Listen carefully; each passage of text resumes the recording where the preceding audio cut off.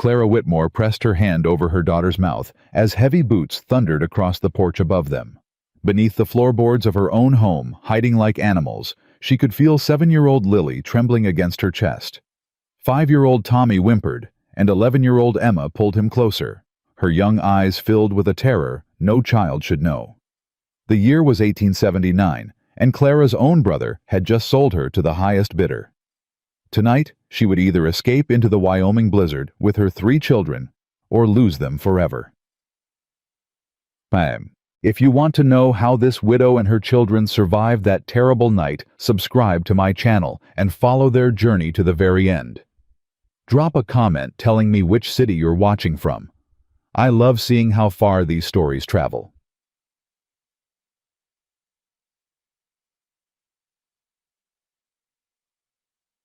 The cellar door creaked. Clara stopped breathing. Above her head she heard Silas's boots pause mid-step. Her brother's voice, once familiar and warm, now carried a cruelty that made her skin crawl. "Clara." He drew out her name like a curse. "I know you're still here. Cornelius is waiting, and he ain't a patient man." She pressed Lily closer, feeling her daughter's hot tears soak through her dress. Tommy squirmed in Emma's arms, confused and frightened. At 11 years old, Emma shouldn't have to be this brave. But she held her brother with steady hands and kept her eyes fixed on her mother, waiting for a signal. The boots moved again, away from the cellar door. "Check the barn," Silas ordered someone. "Virgil, take the root cellar. She's got those brats with her, she can't have gone far." Clara's heart seized. The root cellar. That's exactly where they were hiding. She had maybe 2 minutes before Virgil found them. 2 minutes to decide whether to surrender or run into a blizzard that had already claimed 3 lives this winter. She looked at her children's faces in the darkness. Emma trying so hard to be strong. Lily shaking like a leaf. Tommy sucking his thumb the way he did when he was scared. William, she thought, addressing her dead husband in her mind. "I'm so sorry. I tried to keep them safe, but William was 2 years in the ground, and sorry wouldn't save her babies." "Emma," Clara whispered, her voice barely a breath. "The back passage. The one your father dug." Emma's eyes widened. She remembered. William had carved out an escape tunnel years ago, back when tensions with the Sioux were still high. It emerged 50 yards from the house behind the old oak. "It's blocked," Emma whispered back. "The snow. We dig." Clara shifted Lily to her hip and grabbed Tommy's hand. Emma moved first, her small body navigating the cramped space with the ease of a child who'd played hide-and-seek in these cellars all her life. Behind them, the cellar door groaned.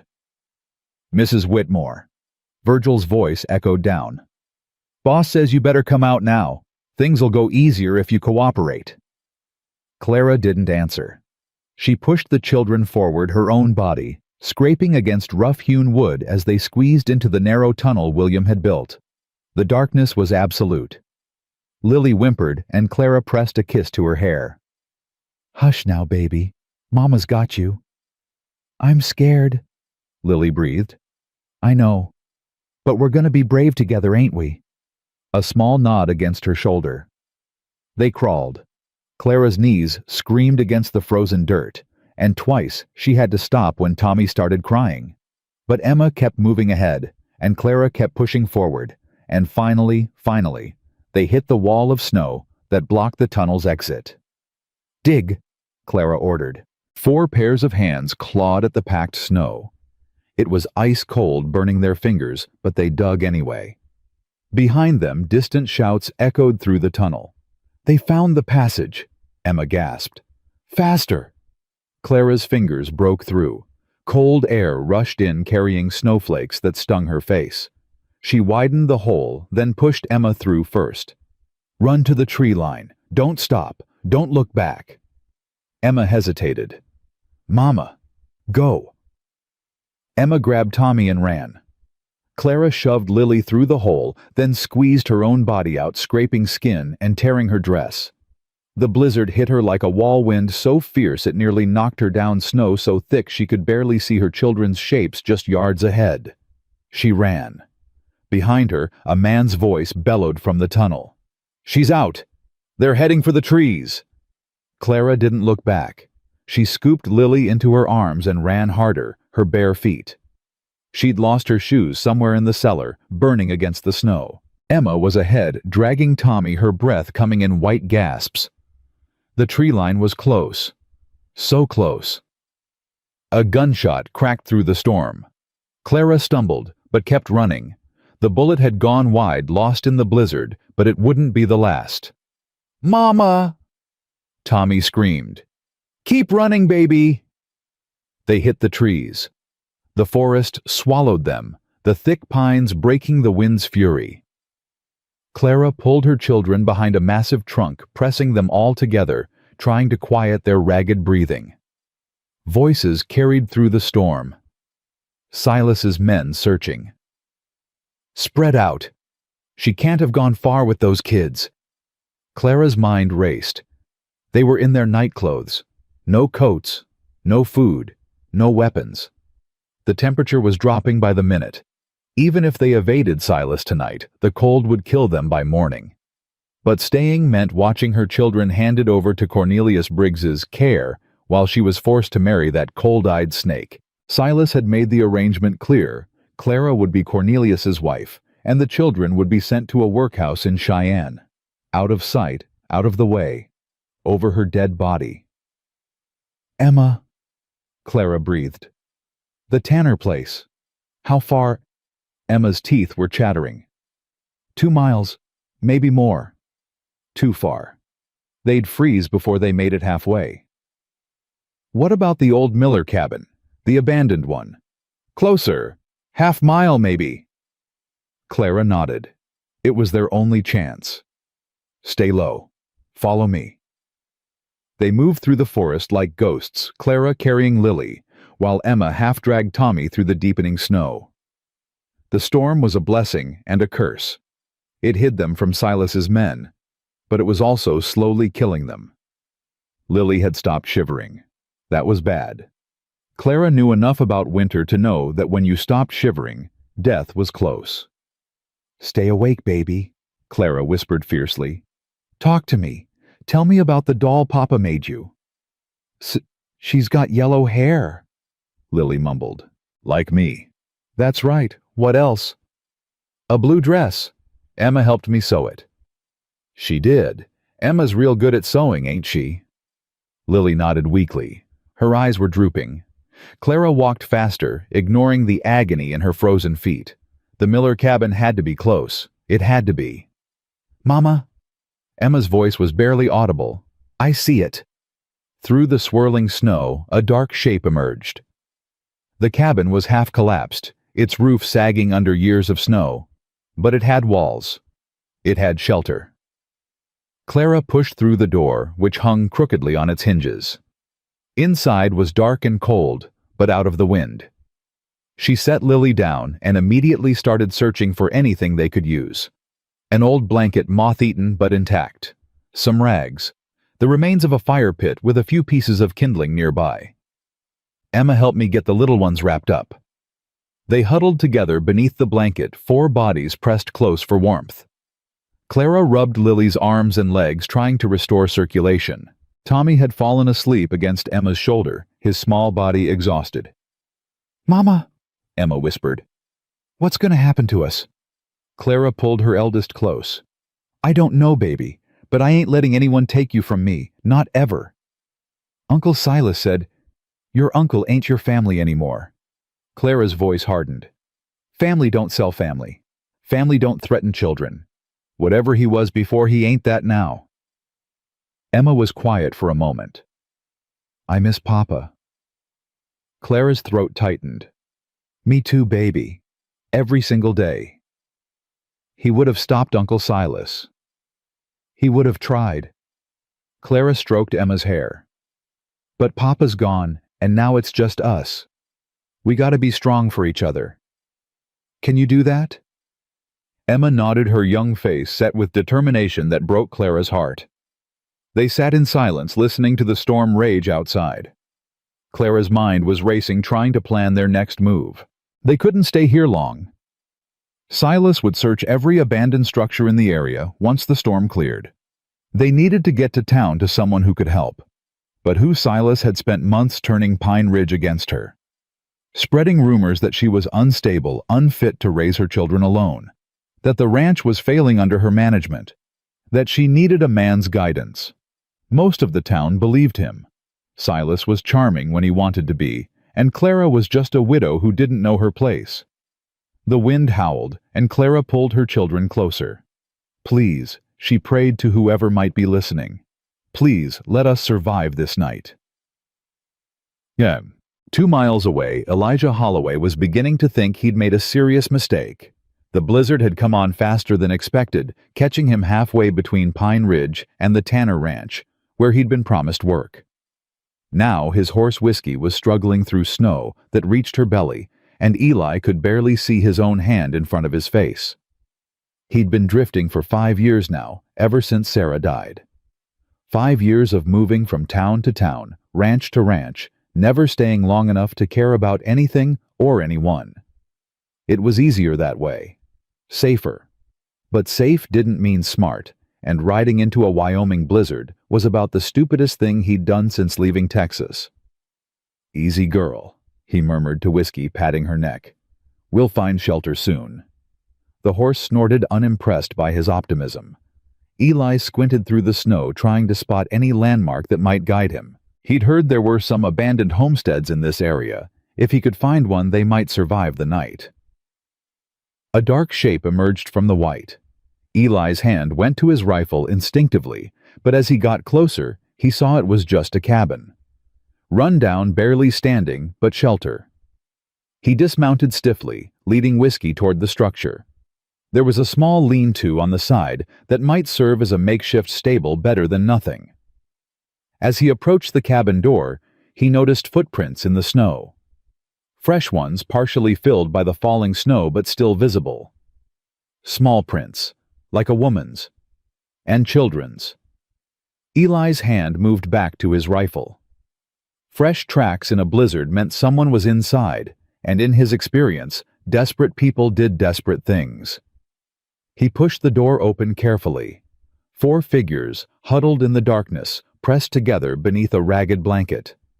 A woman looked up at him, her eyes wide with terror and something else. Defiance. She shifted her body, putting herself between him and the 3 small shapes behind her. "Stay back," she said. Her voice was hoarse but steady. "I'm warning you." Eli held up his hand slowly. "Ma'am, I don't mean no harm, just looking for shelter from the storm." "You're one of Silas's men." "I don't know anyone named Silas. I'm just a cowboy passing through." The woman studied him, her eyes searching his face for deception. She was shaking from cold or fear he couldn't tell. Probably both. Her dress was torn and thin, completely wrong for this weather, and he couldn't see any shoes on her feet. "Mama." A small voice came from behind her. A little girl, maybe 7, peeked around her mother's arm. "Is he a bad man?" "Hush, Lily." Eli crouched down slowly, making himself smaller, less threatening. "I ain't a bad man," he said gently, addressing the child. "My name's Eli. What's yours?" The little girl started to answer, but her mother pulled her back. "Don't talk to him." "Ma'am." Eli kept his voice calm. "You and your children are half frozen. I've got a horse outside and supplies in my saddlebags. Blankets, food means to make a fire. Now you can keep pointing that suspicion at me all night, or you can let me help you before those little ones freeze to death." The woman's jaw tightened. For a long moment, she didn't move. Then the smallest child, a boy couldn't be more than 5, started coughing. A deep, rattling cough that spoke of cold settling into small lungs. The woman's resolve cracked. "Fine," she said, "but you try anything. I won't." Eli stood and moved toward the door. "Let me get my supplies and see to my horse. Then we'll get a fire going." He worked quickly, bringing in blankets, jerky, a small pot for melting snow into water. His hands were stiff with cold, but he managed to coax a fire from the old kindling and some dry wood he'd carried in his saddlebags. As the flames grew, he got his first real look at the woman and children. The mother was young, early 30s maybe, with brown hair that had come loose from its pins and eyes the color of storm clouds. Pretty in a tired, worn-down way. The oldest child was a girl on the edge of womanhood, maybe 11, with her mother's coloring, and a protective stance that spoke of responsibility beyond her years. The middle child was the one who'd spoken blonde curls, big frightened eyes. And the boy was the smallest, brown-haired, and currently burrowed against his mother's side, still coughing. All of them were in night clothes.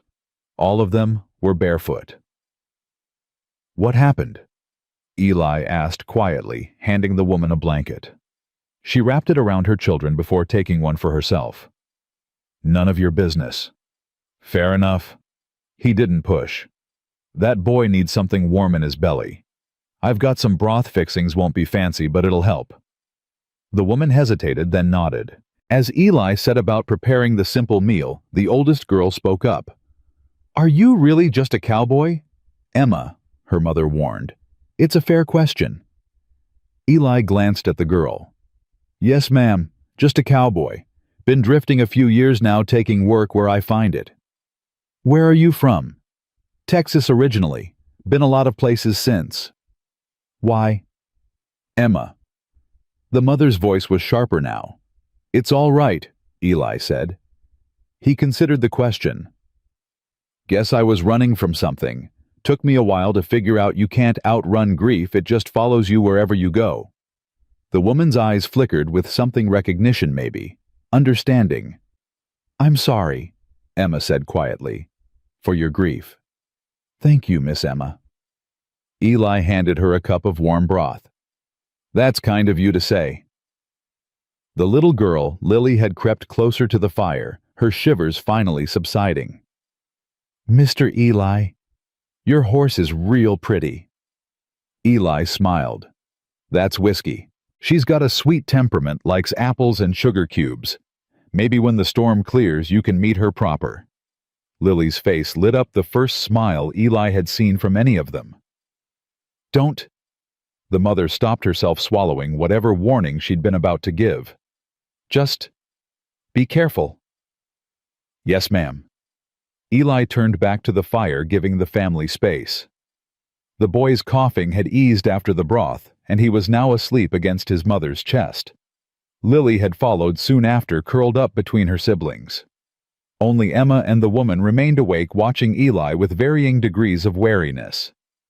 "You should sleep too," Eli told them. "I'll keep the fire going and watch for trouble." "I don't sleep around strangers," the woman said flatly. "Then we'll both stay awake." Eli settled against the wall, his rifle across his knees. "Wouldn't be the first time." Silence stretched between them, broken only by the crackle of the fire and the howl of the wind outside. Finally the woman spoke. "Clara, my name is Clara Whitmore." Eli nodded. "Pleasure to meet you, Mrs. Whitmore, though I wish it were under better circumstances. It's Miss Whitmore now. My husband passed 2 years ago. I'm sorry for your loss." Clara's eyes went to her sleeping children. "He was a good man. A good father." Her voice caught. "He didn't deserve what happened to him." Eli waited, sensing there was more. "Winter storm like this one. He was bringing supplies back from town when the blizzard hit. Horse threw him." Clara's hands tightened on the blanket. "They found him the next morning, frozen half a mile from home. If the storm had held off just 1 more hour—" "The ifs'll eat you alive," Eli said quietly. "I know." Clara looked at him, then really looked. "Your grief, was it a wife?" "Fiancée, Sarah." The name still hurt to say. "Scarlet fever took her. I was working a cattle drive 200 miles away. By the time word reached me, she'd been in the ground a week." "You couldn't have known." "No, but I should have been there." Eli stared into the fire. "Should have married her sooner, worked closer to home, something. Anything. But you didn't." "No, ma'am, I didn't." He met her eyes. "And I've spent 5 years running from that truth." Clara was quiet for a long moment. When she spoke, her voice was softer. My brother wants to sell me, like cattle, like property. He made a deal with a man named Cornelius Briggs, my ranch, for my hand in marriage. And my children. Her voice broke. They were going to send my children to a workhouse. Eli's grip tightened on his rifle. Your own brother? He wasn't always like this. After William died, something changed in him. He saw the ranch, saw me struggling, and decided I was better off under a man's control. Bitterness crept into her voice. He spent months convincing the town I'm unfit, unstable, that I need to be saved from myself. And this Briggs fellow, wealthy rancher from the next county, 58 years old already, buried 2 wives. Clara's jaw tightened. He looks at me like I'm a broodmare he's considering purchasing. Eli's expression darkened. How many men does your brother have? 3 that I know of. Virgil Colt, and a new one I don't recognize. Clara hesitated. Why are you asking? Because come morning, someone's going to have to answer for what they tried to do to you and your children. Eli's voice was calm, but there was steel beneath it. And I've got nothing better to do than help deliver that reckoning. Clara stared at him. You don't even know me. I know you ran into a blizzard in your nightclothes to protect your children. I know you'd rather freeze to death than let them be taken. Eli met her gaze steadily. That tells me everything I need to know about your character, Miss Whitmore. Clara, she said softly, if you're going to help me, you might as well call me Clara. Clara, then. Eli nodded. Try to rest. I'll wake you if there's trouble. She didn't argue this time. Exhaustion was winning over wariness. Clara pulled her children closer and closed her eyes, her body finally surrendering to sleep.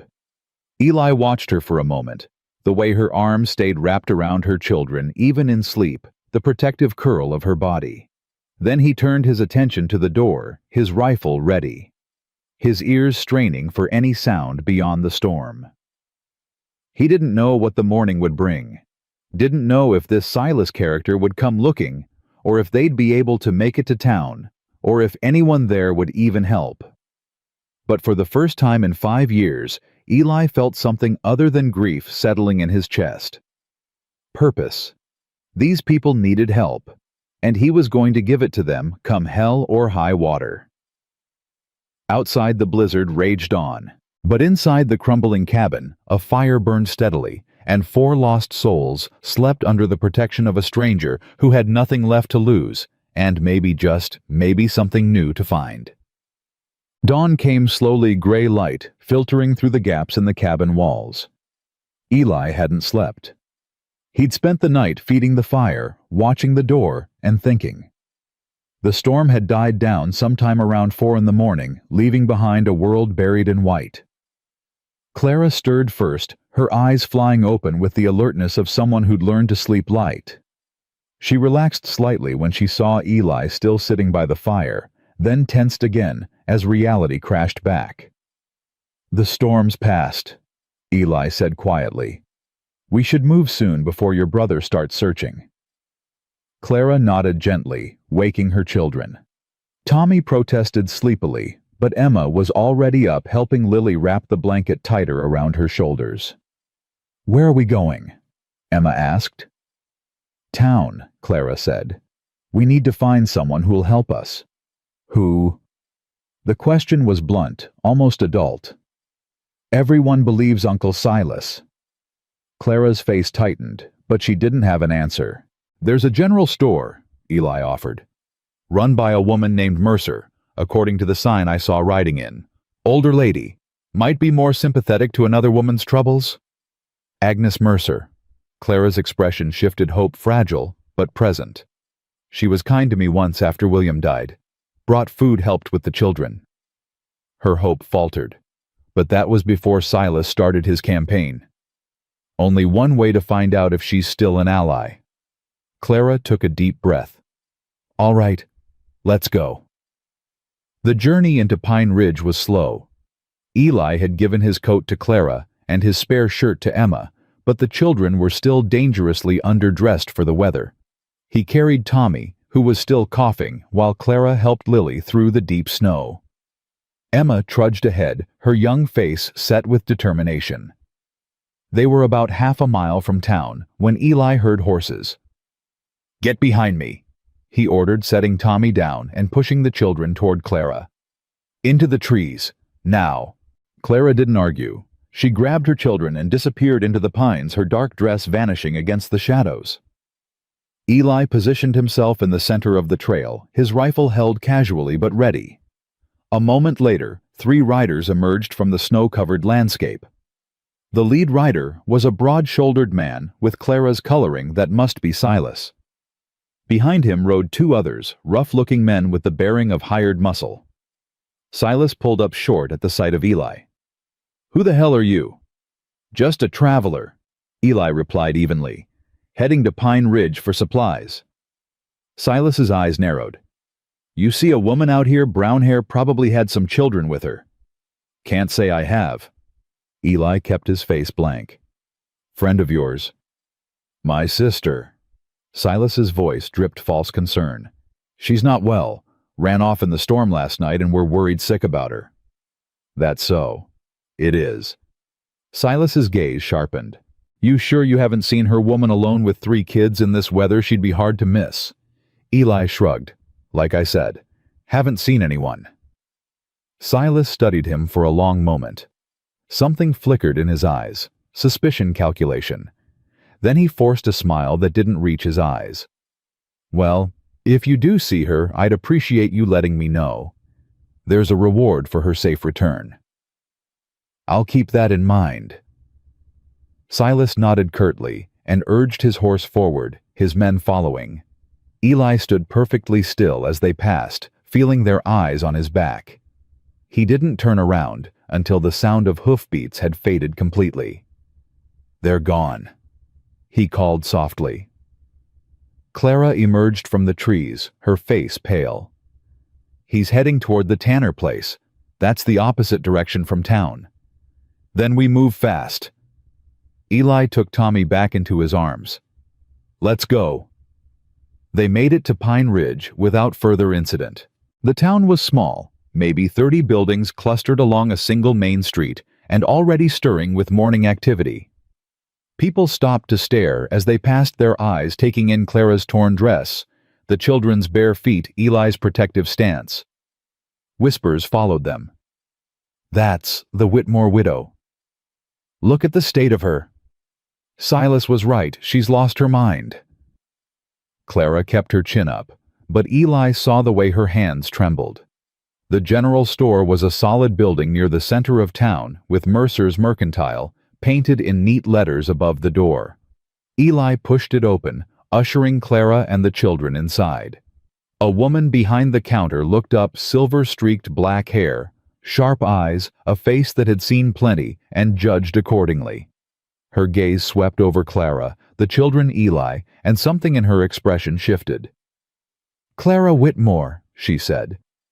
"You look like death warmed over." "Mrs. Mercer," Clara's voice cracked.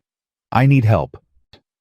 Agnes Mercer came around the counter, moving with the brisk efficiency of a woman who'd raised children and buried a husband and kept going anyway.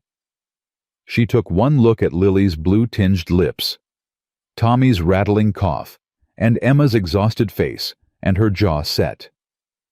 "Bring them in the back. There's a stove and blankets."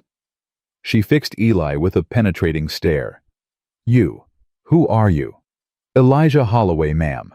I found them in an abandoned cabin last night." "And you helped them?" "Yes, ma'am." Agnes studied him for a moment, then nodded once. "Good. We need more men like you in this town." She turned back to Clara. "Come on, girl. Let's get those children warm and then you're going to tell me everything." As Clara followed Agnes into the back room, she glanced over her shoulder at Eli. Their eyes met and something passed between them. Gratitude, trust, the beginning of something neither of them could name yet. Then the door closed and Eli was left standing in the store, listening to the whispers of the townspeople outside and wondering what the hell he'd gotten himself into. But as he looked at that closed door, thinking of the woman and children behind it, he realized he didn't regret it. Not one bit. Whatever came next, he'd face it. For them. Agnes Mercer had seen plenty in her 55 years. She'd buried a husband, raised 4 children alone, and built a business in a territory that didn't always welcome strong women. But the sight of Clara Whitmore huddled in her back room, 3 half-frozen children pressed against her, stirred something fierce in her chest. "Drink this." Agnes pressed a cup of hot tea into Clara's trembling hands. "All of it. You too, Emma." The older girl took her cup with a quiet, "Thank you, ma'am," that spoke of good raising despite hard circumstances. The little one, Lily, was already asleep against her mother's shoulder, her color slowly returning to normal. The boy Tommy sat on a blanket by the stove, his cough finally quieting. "Now." Agnes pulled up a chair and sat facing Clara. "Tell me what happened. The truth, not whatever story your brother's been spinning." Clara's eyes welled with tears she'd been holding back for hours. "He sold me Agnes. Like livestock.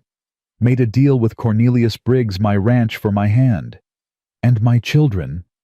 Her voice broke. "He was going to send them to a workhouse in Cheyenne." Agnes's face hardened. "I knew Silas had changed since William passed, but this... He's been telling everyone I'm unfit. That I can't manage the ranch, that I'm unstable." Clara gripped her cup tighter. "Half the town won't even look at me anymore. Half the town are fools who'd believe anything a man tells them over what their own eyes can see." Agnes leaned forward. "I remember William's funeral, Clara. I remember how you stood there with 3 babies and promised them you'd keep their home safe. I remember you working dawn to dusk to honor that promise." She reached out and covered Clara's hand with her own. "You ain't unstable. You're inconvenient. There's a difference." A sob escaped Clara's throat. "What am I supposed to do? I've got nothing. No money, no clothes, no proof of what Silas tried to do." "You've got witnesses." Agnes nodded toward the front of the store. "That cowboy who brought you in, he saw what state you were in. He can testify." "A stranger's word against my brother's, in a town that already thinks I'm crazy." "One voice at a time, Clara. That's how you fight this." Agnes stood, her jaw set with determination. "First things first. We get you and those children warm and fed. Then we figure out our next move." Out in the store, Eli stood by the window watching the street. The whispers had turned to open stares, townsfolk gathering in small clusters to discuss the morning's excitement. He could guess what they were saying. The Whitmore widow had finally cracked, run off in the night like a madwoman, and now some drifter had dragged her into town looking like a ghost. The door opened, and a man stepped in. Tall, well-dressed, with the bearing of someone used to being obeyed. His eyes swept over Eli with barely concealed contempt. "You the one who brought in the Whitmore woman?" Eli turned slowly, sizing up the newcomer. "That's right. I'm Reverend Samuel Crane. I run the church here." The Reverend's expression was unreadable. "I'd like to speak with Mrs. Whitmore." "She's in the back with her children. They've been through an ordeal." "So I've heard." Crane moved toward the back room. "Silas Whitmore is a respected member of this community. His concern for his sister's well-being is... His concern nearly got 4 people killed last night." Eli's voice was quiet but hard. "Whatever story he's been telling, I'd encourage you to hear hers before making judgments." The Reverend paused, studying Eli with new interest. "You seem very invested in a stranger's troubles, Mr. Holloway." "And I'm invested in the truth. Thought that was your business too, Reverend." Something flickered in Crane's eyes. Respect, maybe, or at least reconsideration. He nodded once and continued toward the back room. Agnes met him at the door, her arms crossed. "Samuel." "Agnes, I'd like to see Clara." "I'm sure you would. Question is, whose side are you on?" The Reverend's expression softened slightly. "I'm on the side of what's right. You know that." Agnes held his gaze for a long moment, then stepped aside. 10 minutes. And if you upset those children, I'll throw you out myself." Clara looked up as Crane entered her body, immediately tensing. She pulled Lily closer, a protective gesture that had become instinct. "Mrs. Whitmore." Crane settled into the chair Agnes had vacated. "I understand you've had a difficult night." "That's one way to put it." "Your brother is very worried about you. He says you've been struggling since William's death, that you've refused his help repeatedly, and that last night you suffered some kind of episode." Clara's laugh was bitter. "Is that what he's calling it? An episode? I'm asking for your version, Mrs. Whitmore. Help me understand what happened." Clara looked at Emma, who nodded encouragingly. Then she took a deep breath and began. She told him everything. The months of pressure from Silas, the rumors he'd spread, the introduction to Cornelius Briggs, whose eyes had crawled over her like she was meat at market, the escalating threats, and finally last night when Silas had come with his men when they'd tried to drag her from her own home, when she'd heard them discussing how the children would be dealt with once she was gone. "They were going to sell my ranch, marry me off to a man I despise, and throw my children into a workhouse." Clara's voice shook with fury. "That's not an episode, Reverend. That's survival." Crane was silent for a long moment. His face had gone pale during her account, his hands clasped tightly in his lap. "Do you have any proof of these claims?" "I have my word. I have my children who heard everything, and I have a stranger who found us half dead in an abandoned cabin because my own brother chased us into a blizzard." Clara's eyes blazed. "What more proof do you need?" The Reverend stood slowly. "I need to think about this. Pray on it."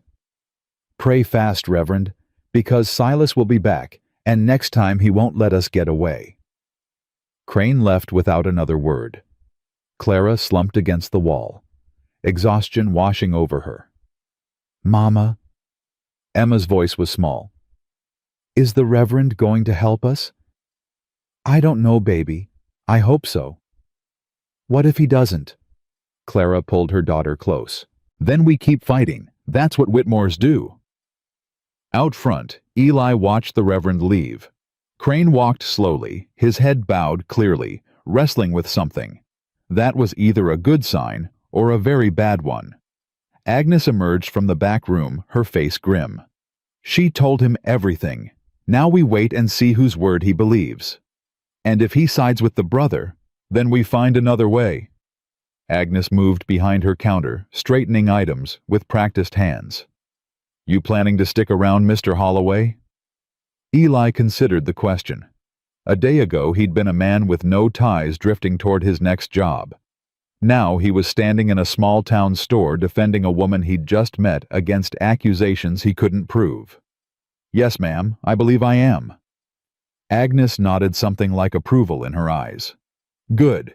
We're going to need all the help we can get." The morning passed slowly.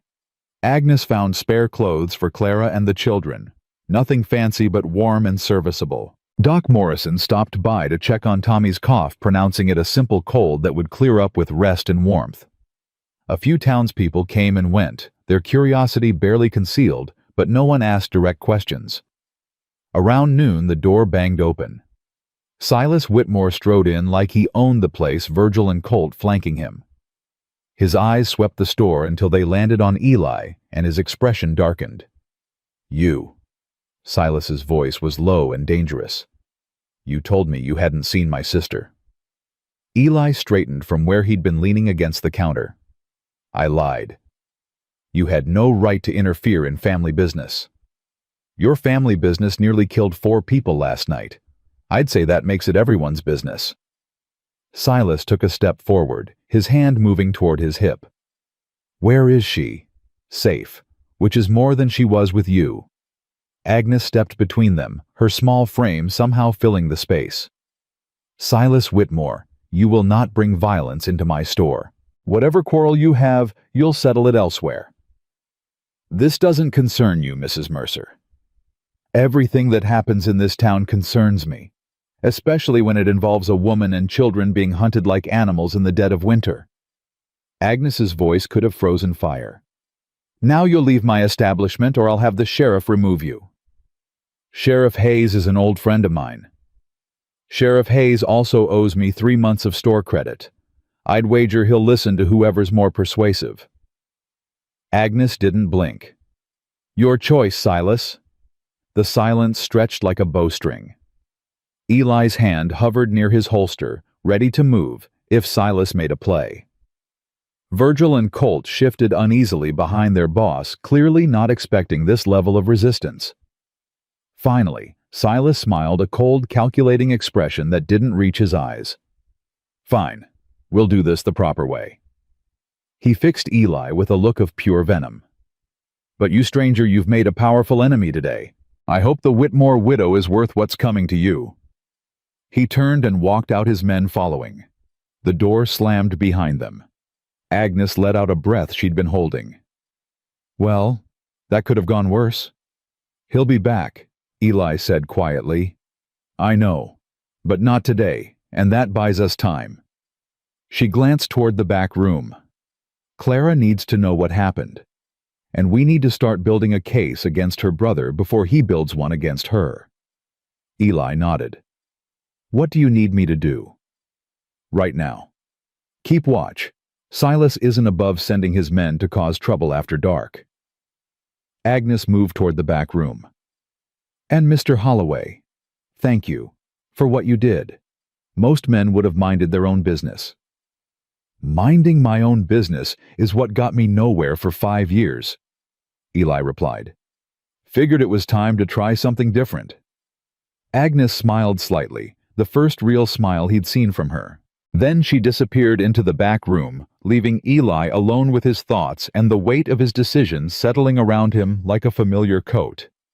He'd chosen a side. Now he had to live with it. The afternoon brought unexpected allies. First came Ruth Tanner, a weathered rancher's wife in her 60s, who marched into the store with a basket of fresh bread and a look of fierce determination. Heard what happened? She announced, pushing past Eli toward the back room. Brought supplies. Those children need proper feeding. Agnes tried to intercept her. Ruth, maybe we should... Don't maybe me, Agnes Mercer. I've known Clara since she was a bride. I held her hand when William died. And I'll be damned if I let Silas Whitmore destroy that girl because he got too greedy for his own good. Ruth disappeared into the back room, and a moment later, Clara's surprised voice could be heard greeting her. Next came Doc Morrison again, this time with his wife, who carried a bundle of children's clothes. Our grandchildren outgrew these, Mrs. Morrison explained, handing the bundle to Agnes. Thought they might be useful. You're risking Silas's displeasure, Agnes warned. Silas can go hang. Doc Morrison's voice was sharp. I treated William Whitmore after his accident. I saw his wife's face when I told her there was nothing I could do. That woman has more strength in her little finger than Silas has in his whole body, and anyone who believes his lies is a fool. By evening, a small but determined group had gathered in Agnes's back room. Ruth and James Tanner, Doc Morrison and his wife. Reverend Crane, who had returned with a troubled expression that suggested his prayers had yielded uncomfortable answers. And Agnes herself, presiding over the gathering like a general marshaling her troops. Clara sat in the center, her children finally sleeping peacefully on a makeshift bed in the corner. She looked overwhelmed by the unexpected support. I don't understand, she said softly. I thought everyone believed Silas. Many do, Crane admitted. He's been persuasive, and you've been absent, working your ranch, raising your children. You haven't been around to counter his narrative. I was trying to survive. I know, and that's exactly what he counted on. The Reverend leaned forward. But hearing your story, seeing your children speaking with Mr. Holloway about what he witnessed, I believe you, Clara, and I believe we have a moral obligation to help you. The question is, how? James Tanner said. Silas has money influence and the law on his side. Sheriff Hayes won't move against him without solid proof. What about Cornelius Briggs? Eli spoke up from his position by the door. If we can prove he was part of the conspiracy to force Clara into marriage, that might change things. Briggs is from the next county. Agnes said. Different sheriff, different jurisdiction. But the same crime. Eli met Clara's eyes. If what you've told us is true, Briggs was planning to basically purchase a woman against her will. That's not just immoral, it's illegal. Ruth nodded vigorously. The man's had 2 wives already. Both died under mysterious circumstances. If we can dig up evidence of his past behavior, that's a big if, Crane interrupted. And in the meantime, Clara and her children are vulnerable. Silas knows where they are. He could come back at any moment with more men or worse with Sheriff Hayes and a fabricated reason to take them into custody. Then we don't let that happen. Eli's voice was calm but firm. She stays here protected. We take turns keeping watch, and we start building our case against Silas.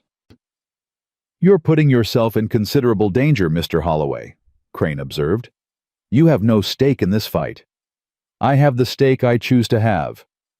Eli glanced at Clara, then away. Every person's got to decide what they're willing to stand for. I've spent too long running from that decision. Not anymore. Clara's eyes met his, and something passed between them. Gratitude, respect, and something else neither of them was ready to name. Then it's settled, Agnes declared. Clara and the children stay with me. We rotate watch duties, and tomorrow we start gathering evidence. She fixed each person in the room with a stern look. Whatever happens, we stick together. Silas Whitmore may have power, but we have something stronger. We have the truth. The meeting broke up as night fell. The Tanners headed home, promising to return at dawn. Doc Morrison and his wife departed with assurances of continued support. Reverend Crane lingered, speaking quietly with Clara about faith and perseverance before finally taking his leave. Eli took the first watch, settling into a chair by the front window with his rifle across his knees. The street outside was quiet, but he knew better than to let his guard down. Around midnight, he heard soft footsteps behind him. You should be sleeping. He didn't turn around. Clara settled into the chair beside him. Can't sleep. Too much running through my mind. Your children? Fine. Emma's watching over them. Clara pulled a shawl tighter around her shoulders. I wanted to thank you for everything you've done. You've thanked me enough. No, I haven't. You could have ridden away that night, could have left us in that cabin and never looked back. Instead, you're sitting in a stranger's store waiting for my brother to come and cause trouble. She shook her head. I don't understand why. Eli was quiet for a long moment. 5 years ago, I wasn't there when someone I loved needed me. I've been running from that guilt ever since. He finally looked at her. Maybe I'm trying to make up for it. Or maybe I just couldn't walk away from a woman who'd run barefoot into a blizzard to protect her children. Either way, I'm here now. And I ain't leaving.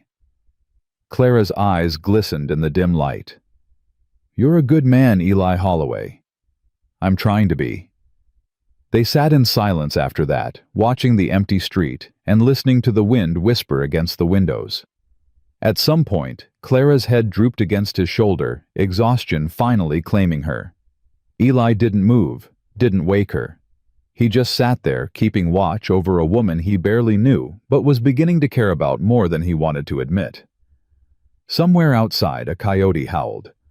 The sound echoed across the frozen landscape like a warning or a promise. Morning would bring new challenges. Silas wouldn't give up easily, and Cornelius Briggs was still out there waiting. But for now, in this quiet moment before the storm, Eli allowed himself to feel something he hadn't felt in years. Hope. Dawn came cold and clear. The sky painted in shades of pink and gold. Clara woke with a start, disoriented by her surroundings, until memory rushed back. She was still in the chair, but Eli was gone. In his place sat James Tanner, whittling a piece of wood with patient strokes. "Morning, Mrs. Whitmore. Your cowboy went to check on his horse. Said to tell you he'd be back within the hour." Your cowboy. Clara felt heat rise to her cheeks at the implication. He's not my— Course not. James's eyes twinkled. My mistake. Agnes emerged from the back with coffee and news. Reverend Crane stopped by early. He's going to speak to the congregation today, tell them what he's learned. It won't convince everyone, but it might start turning the tide. Silas will be furious, Clara said. Silas is already furious. Might as well give him something real to be furious about. Agnes handed her a cup. Drink up. We've got a long day ahead. The children woke soon after, and the small back room filled with the sounds of young voices and the smell of breakfast cooking. Tommy's cough had improved overnight, and Lily seemed almost cheerful as she helped Emma set out plates. Watching them, Clara felt a fierce swell of love and determination. She would not let Silas destroy this. Not her children's spirits, not their chance at a normal life, not the fragile hope that was beginning to grow in her heart. Mama. Emma appeared at her elbow. Mr. Eli is back. He wants to talk to you. Clara found Eli in the front of the store, his expression serious. What is it? Saw some movement on the edge of town. 2 riders watching but not approaching. Could be Silas's men. What do we do? Nothing yet. They're just watching. But it means Silas hasn't given up. Eli met her eyes. You need to be prepared for what comes next. He's not going to let this go quietly. Clara straightened her spine. Neither am I. A ghost of a smile crossed Eli's face. That's what I figured. The morning church service drew more attention than usual. Word had spread through Pine Ridge about the confrontation at Mercer's store, and curiosity brought people out in droves. Clara stayed at Agnes's watching through the window as townsfolk streamed toward the small white church. Ruth Tanner had stayed behind to keep her company. Don't worry, dear. Samuel Crane is a good man. He'll say what needs saying. And if people don't believe him, then we keep fighting. Ruth patted her hand. One person at a time, Clara. That's how battles are won. An hour later, the congregation began to disperse. Some walked home quickly, avoiding eye contact. Others gathered in small groups, talking animatedly. And a handful, but more than Clara had dared hope, made their way toward Agnes's store. The first to arrive was a young woman Clara recognized as the baker's wife. She carried a basket of rolls and a nervous expression. Mrs. Whitmore, I wanted to say I'm sorry for believing what Mr. Silas said about you. The woman's cheeks flushed with shame. I should have known better. William was a good man, and you were always kind to me when I was learning to manage my own household. I let gossip poison my judgment, and that wasn't right. Clara's throat tightened. Thank you for saying that. More people came as the morning wore on. Some brought food or supplies. Others simply offered words of support. Not everyone, of course. Silas still had his loyalists, and many remained on the fence. But the tide was beginning to turn. Eli watched from his post by the window, a quiet satisfaction settling in his chest. Crane did good work, he commented to Agnes. Samuel's always been a man of conviction. He just needed to see the truth for himself. Agnes began organizing the donations that had accumulated on her counter.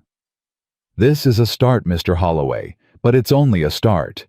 Silas won't take this lying down. As if summoned by her words, a commotion arose in the street. Eli moved to the door, his hand on his pistol.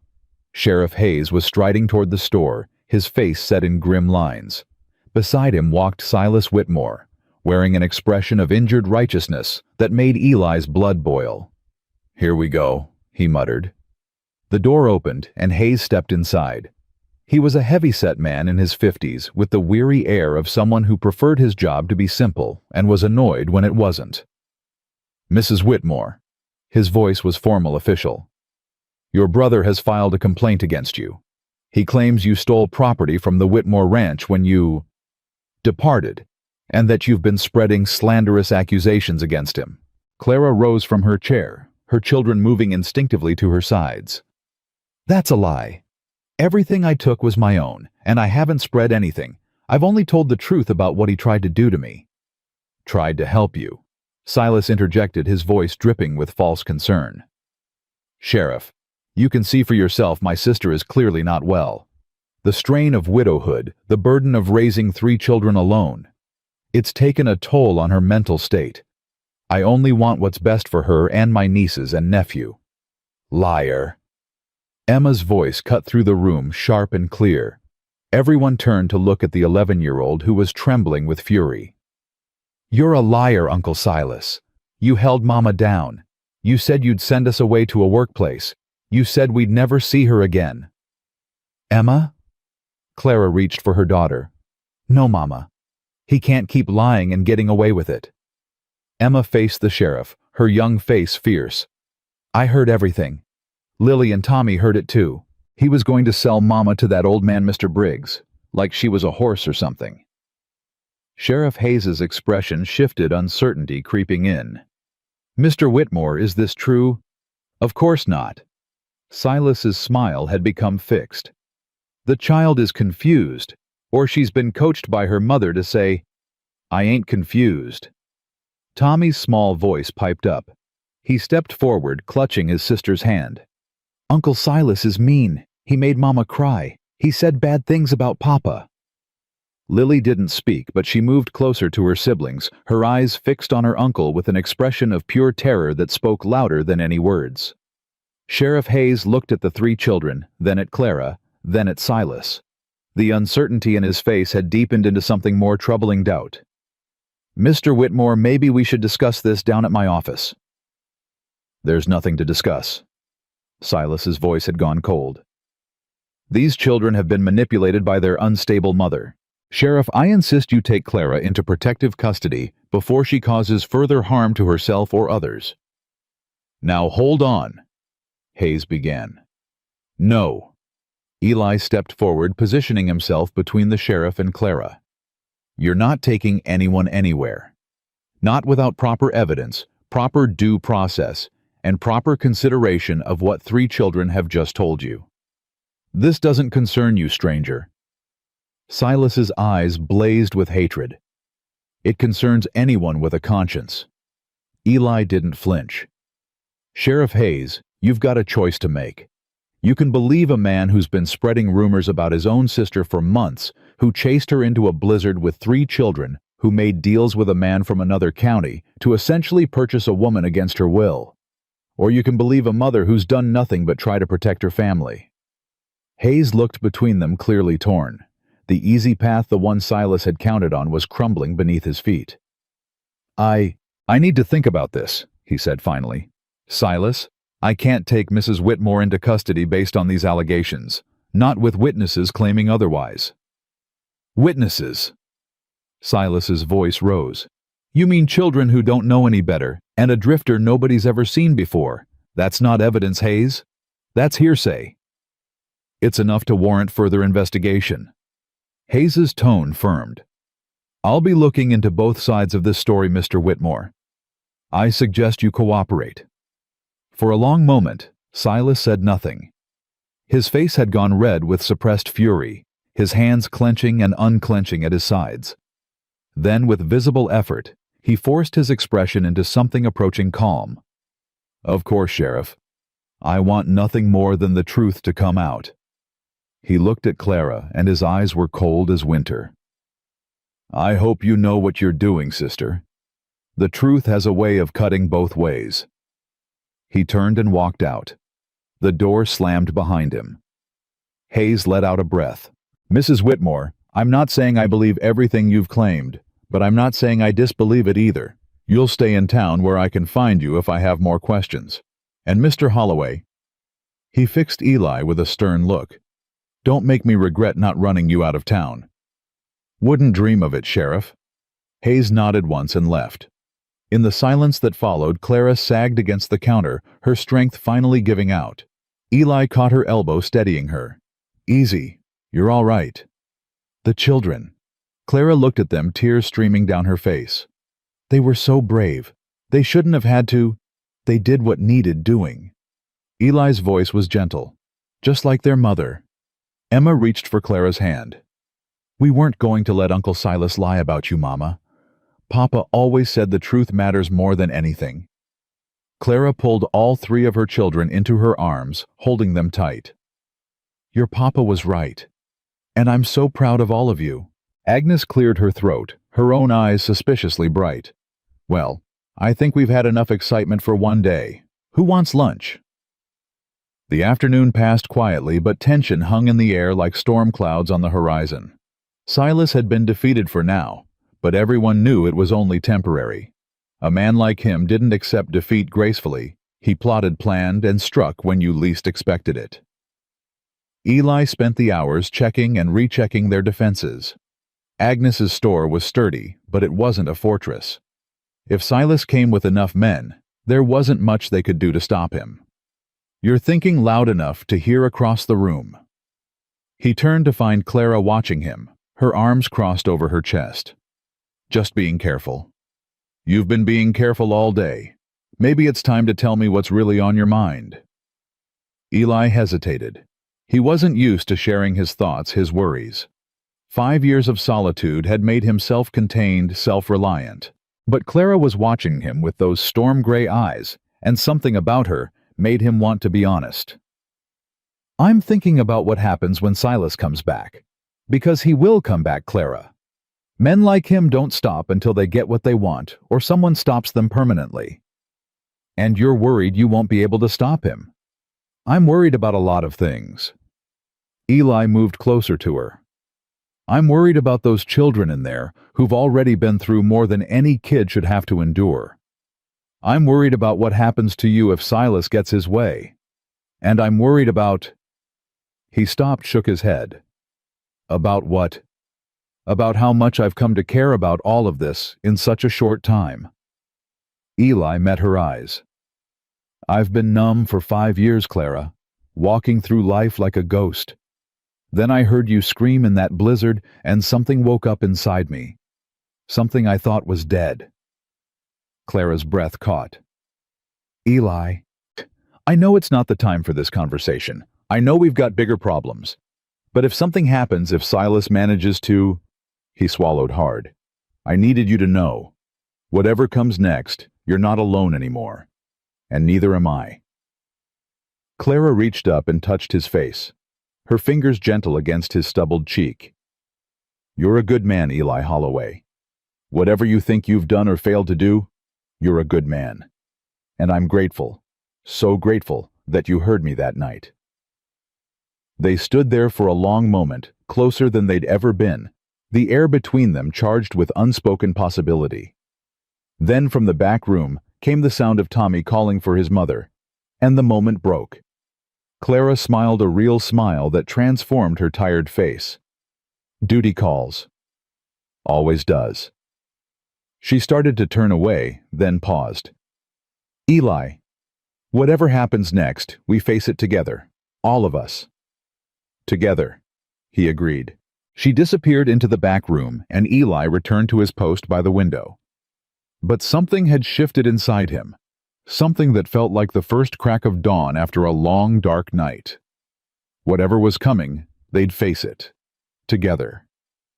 3 days passed without incident, and that worried Eli more than any direct attack would have. Silas was planning something. A man didn't suffer public humiliation like he had in Agnes's store and simply walk away.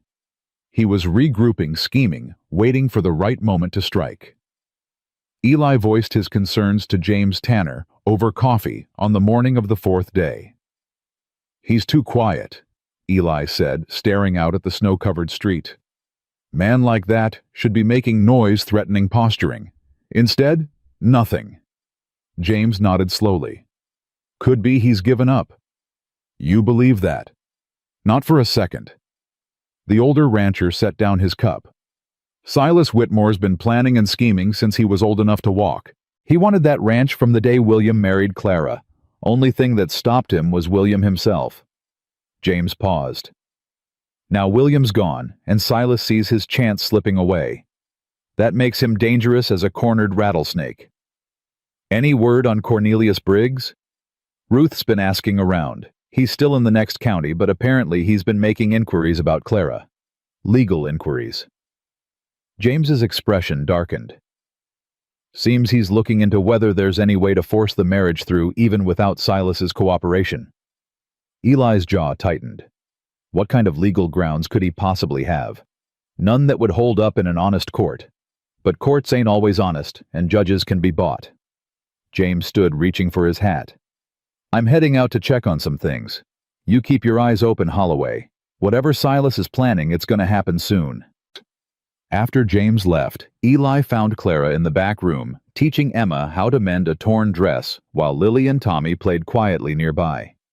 The domestic scene struck him with unexpected force, a glimpse of the life he'd thought he'd lost forever when Sarah died. Clara looked up as he entered, her face warming with a smile that made his chest ache. Everything all right? Just thinking. He settled into a chair, watching Tommy push a carved wooden horse across the floor. Where'd he get that? Mr. Tanner made it for him yesterday. Tommy hasn't let it go since. Clara's voice softened.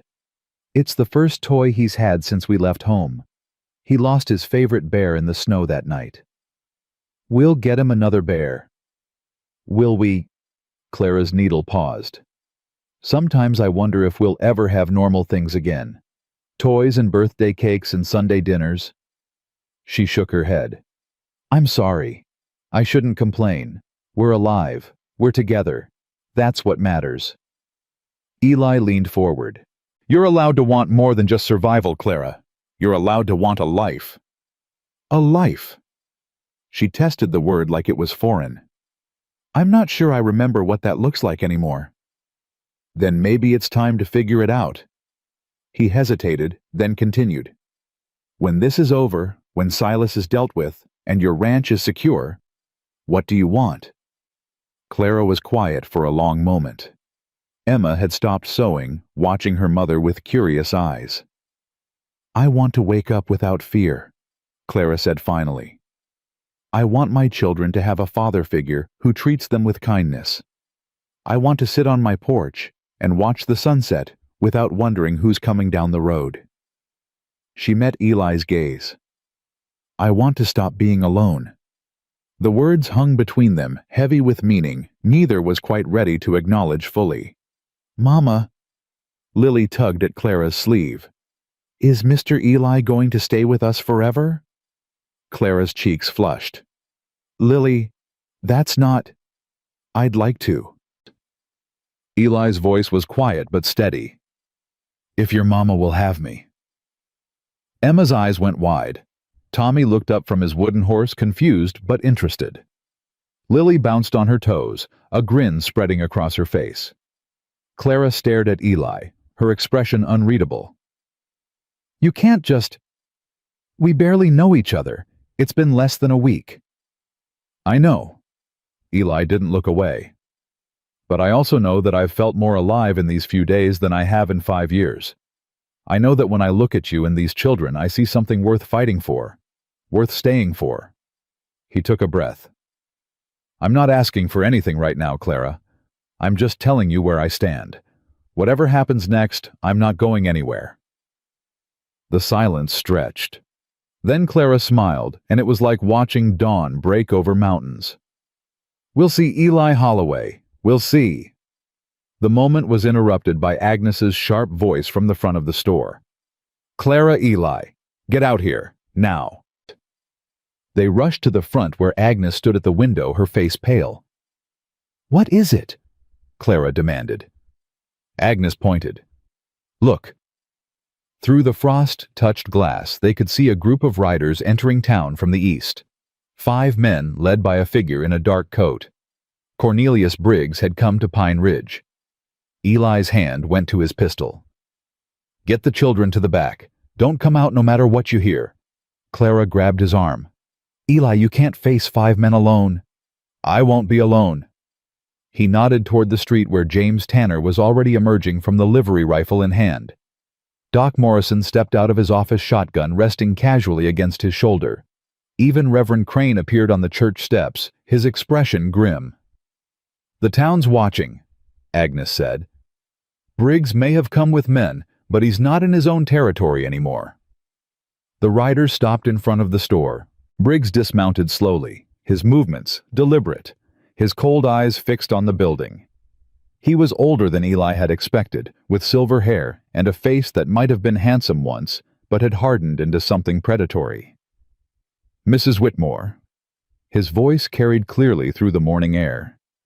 "I believe we have business to discuss." Eli stepped onto the porch, blocking the doorway. "The lady doesn't want to discuss anything with you." Briggs studied him with reptilian calm. "And you are—" "The man who's going to make sure you leave this town the same way you came in, without what you're looking for." Brave words. Briggs smiled, and there was no warmth in it. "I've been told you're the one who interfered with Mr. Whitmore's family arrangements. A drifter with no stake in this matter, inserting himself where he doesn't belong." "I've got all the stake I need." "Do you?" Briggs reached into his coat, and Eli's hand tightened on his pistol. But Briggs only withdrew a folded document. "This is a legal claim to the Whitmore Ranch signed by Silas Whitmore and witnessed by a justice of the peace in Cheyenne. It states that Clara Whitmore, being of unsound mind, has been placed under her brother's guardianship and that all property decisions revert to him." "That's a lie," Clara's voice rang out. She stepped onto the porch beside Eli, ignoring his warning look. "My brother has no legal authority over me or my property." "The courts may disagree, Mrs. Whitmore, especially when multiple witnesses testify to your erratic behavior, your inability to manage your affairs, your abandonment of your home in the middle of winter." Briggs's smile widened. "Public opinion can be quite persuasive in matters of family law." "Public opinion in Pine Ridge doesn't seem to be on your side," Eli observed, nodding toward the armed townspeople who had gathered along the street. Briggs glanced at them dismissively. "These people, they'll lose interest soon enough. They have their own lives to worry about. But I am a patient man, Mrs. Whitmore. I can wait. I can file motions, hire lawyers, drag this through the courts for years." His eyes fixed on Clara. "Or you can accept the inevitable and save yourself the suffering." "The suffering of being your wife." Clara's voice was ice. "I've heard about your previous wives, Mr. Briggs. 2 dead within 5 years of marriage. Accidents, they said. Mysterious illnesses." She stepped closer, and Eli marveled at her courage. "You'll forgive me if I'm not eager to become the third." For the first time, something flickered in Briggs's expression. Surprise, perhaps, that the widow he'd dismissed as weak and compliant had steel in her spine. "Careful, Mrs. Whitmore. Slander is a serious accusation. So is conspiracy to force a woman into marriage against her will." Sheriff Hayes's voice cut through the tension. He approached from the side street, his deputy at his shoulder. "Mr. Briggs, I've been in contact with your county's sheriff. Seems there are some questions about the circumstances of your wives' deaths that were never properly answered." Briggs's composure finally cracked. "This is outrageous. I'm a respected businessman, a landowner. You're a suspect in 2 possible murders." Hayes interrupted. "And until those questions are resolved, I'm going to have to ask you to leave Pine Ridge. This matter with Mrs. Whitmore can wait for the courts, as you said. In the meantime, your presence here is only causing trouble. You can't—" "I can." Hayes's hand rested on his pistol. "This is my town, Mr. Briggs, and I'm asking you to leave. Politely for now." The moment stretched. Briggs's men shifted uneasily, outnumbered and outgunned by the armed townspeople who had gathered. Whatever protection they'd expected to provide was useless against an entire community standing together. Finally, Briggs stepped back. His face had gone rigid with fury, but his voice was controlled when he spoke. "This isn't over, Mrs. Whitmore. Not by a long shot." He swung onto his horse and fixed Eli with a venomous stare. "And you drifter, you've made a powerful enemy today. I don't forget, and I don't forgive." He wheeled his horse and rode out of town, his men following. They watched until the riders disappeared over the rise, leaving nothing but hoofprints in the snow. Clara let out a breath she hadn't known she was holding. Her legs trembled, and she gripped the porch railing for support. Easy. Eli's arm came around her steady and warm. You were incredible. I was terrified. That's what makes it incredible. He turned to Sheriff Hayes. Thank you. Hayes nodded curtly. Don't thank me yet. That document Briggs was waving around, I don't know if it's legitimate or not. We need to find out what Silas has been doing behind the scenes. Where is Silas? Clara asked suddenly. He wasn't with Briggs. The question hung in the air like a warning. If Silas hadn't accompanied Briggs to town, where was he? What was he doing while everyone's attention was focused on the confrontation here? The answer came less than an hour later. Tommy came running from the back room, his face streaked with tears. Mama, Emma's gone. Clara's blood turned to ice. What do you mean gone? Where's your sister? Lily appeared behind Tommy, clutching her doll. A man came to the back door. He said he had a message from Uncle Silas. Emma went to talk to him and she didn't come back. Clara was running before Lily finished speaking. The back door stood open, cold air rushing in. In the snow beyond, she could see footprints, 2 sets leading away behind the buildings. Emma! Clara's scream echoed through the alley. Emma! Eli caught up to her, his rifle in hand. Clara, wait. We don't know. He took her. Silas took my daughter. Clara's voice had gone wild with terror and rage. I'll kill him. I swear to God I'll kill him with my own hands. We'll find her. Eli gripped her shoulders, forcing her to focus. But we have to be smart about this. If Silas has Emma, he's using her as leverage. He wants you to come running panicked, making mistakes. I can't just... I know. But listen to me. Eli's voice was urgent. Think like Silas. Where would he take her? Somewhere he feels safe, somewhere he has the advantage. Clara's mind raced through the possibilities. The ranch. Our ranch. It's the only place he knows better than I do. James Tanner appeared at the back door. What's happening? Silas took Emma, Eli said tersely. We're going after her. I'm coming with you. Me too. Doc Morrison pushed forward, his shotgun ready. That man's gone too far this time. Clara looked at them, these people who barely knew her, but were willing to risk their lives for her daughter. Then she looked at Eli, whose jaw was set with determination, and something fiercer, something that looked like love. Agnes. Clara called, keep Tommy and Lily safe. Don't let them out of your sight. Go! Agnes's voice was fierce. Bring that girl home. They rode hard through the snow, 4 of them, against whatever awaited at the Whitmore Ranch. Clara pushed her borrowed horse faster than was safe, but nothing could make her slow down. Her daughter was in Silas's hands. Her daughter who had been so brave, who had stood up to her uncle in front of the whole town. This was revenge. Clara understood that now. Silas couldn't hurt Clara directly, so he was striking at her heart. If he harmed one hair on Emma's head, Clara would make sure he never hurt anyone again. The ranch came into view as the sun began its descent toward the mountains. The homestead looked peaceful from a distance, smoke rising from the chimney, cattle moving in the distant pasture.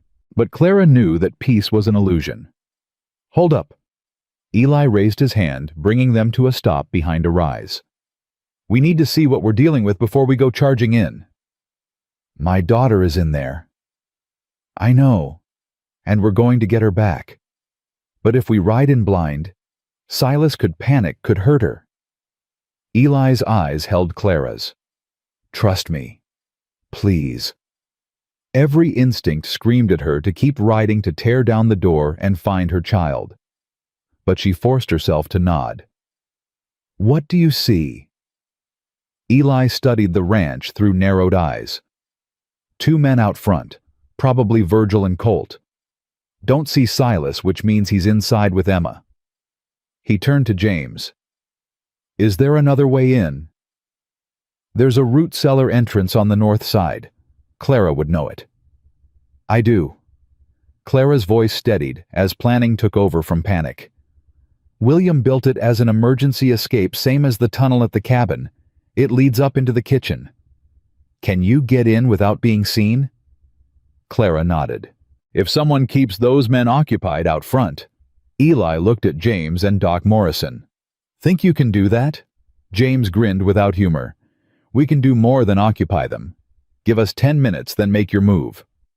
Be careful, both of you." "Same to you." James touched his hat brim and rode off, Morrison following. When they were gone, Eli turned to Clara. "You ready?" "I've been ready since the moment I heard he was gone." Clara's hands trembled, but her voice was steady. "Let's get my daughter back." They circled wide, staying out of sight until they reached the north side of the property. The root cellar doors were half buried in snow, but Clara found them easily, muscle memory guiding her hands even as fear threatened to overwhelm her. "Wait here," she whispered to Eli. "Give me a minute to get inside, then follow." "Clara, he's my brother. This is my fight." She touched his face briefly. "But I'm glad you're here." Before he could respond, she lifted the door and disappeared into the darkness below. The cellar smelled of earth and potatoes and childhood memories. Clara moved through it by feel her heart pounding so loud she was sure Silas could hear it. The stairs leading up to the kitchen were right where she remembered rough-hewn wood under her fingers. She pressed her ear to the door at the top. Voices drifted through, muffled but recognizable. "Your mother will come." Silas's voice calm and confident. "She'll come for you, and then we'll settle this family business once and for all. She'll bring help." Emma, scared but defiant. "The whole town is on her side now." "The town," Silas laughed. "The town is a collection of shopkeepers and farmers who'll forget about this by spring. None of them have the stomach for a real fight. Mr. Eli does." Silence. Then Silas spoke again, his voice lower, harder. "Eli Holloway, a drifter who wandered in at the wrong moment. He'll be dealt with just like anyone else who interferes with family matters. He's not afraid of you." The sound of a slap made Clara's blood boil. Emma cried out, and Clara had to grip the stair railing to keep from bursting through the door. "Not yet. Wait for the distraction." "You'll learn respect," Silas was saying. "Just like your mother should have learned it years ago. William made her soft, made her think she was equal to a man. But she's not. None of you are. Papa was twice the man you'll ever be." Another slap. Clara bit her lip until she tasted blood. Then from outside came the sound of gunshots. Clara didn't hesitate. She threw open the door and launched herself into the kitchen, catching Silas off guard. He stood with his back to her, his hand raised to strike Emma again. The girl was tied to a chair, her cheek red and swollen, but her eyes blazed with fury. "Get away from my daughter!" Silas spun, his expression shifting from surprise to something darker. "Clara, I knew you'd come." "Let her go. This is between us." "It was always between us." Silas moved away from Emma, his hand drifting toward the pistol at his hip. "You and your stubborn pride. You and your refusal to accept your place. William filled your head with nonsense about equality, partnership, respect. But he's dead now, and it's time you understood reality." Clara stood her ground. "My reality is that I'd rather die than let you control me or my children." "That can be arranged." He drew his pistol, but Clara was faster than he expected. She grabbed a heavy iron skillet from the counter and swung it at his arm, knocking the gun aside. It discharged into the floor, the sound deafening in the enclosed space. Silas roared with pain and rage, lunging at her. They grappled, crashing into furniture, years of resentment and hatred fueling their struggle. Clara was smaller, weaker, but she fought with the ferocity of a mother protecting her child. "Mama!" Emma screamed, struggling against her bonds. Clara's fingers found Silas's face, clawing at his eyes. He howled and threw her back, sending her crashing into the table. Stars exploded in her vision. Silas retrieved his pistol, aiming it at Clara with a shaking hand. "You should have submitted," he snarled. "You should have been grateful for what I offered. Instead, you chose this." Clara looked up at her brother, this stranger wearing a familiar face, and felt something shift inside her. Not fear, not anymore. "I chose freedom," she said quietly. I chose my children. I chose myself. Then you chose death. His finger tightened on the trigger. The back door exploded inward, and Eli came through like an avenging angel. His first shot took Silas in the shoulder, spinning him around. The second knocked the pistol from his hand. Silas collapsed against the wall, clutching his wounds, his face contorted with pain and disbelief. It's over. Eli said, his voice cold as the winter outside. Don't make me fire again. Clara scrambled to Emma, her trembling fingers working at the ropes. Baby, are you hurt? Did he... I'm okay, Mama. Emma's voice broke as the ropes fell away. I'm okay. They clung to each other, mother and daughter, as the violence drained from the room and left only the aftermath.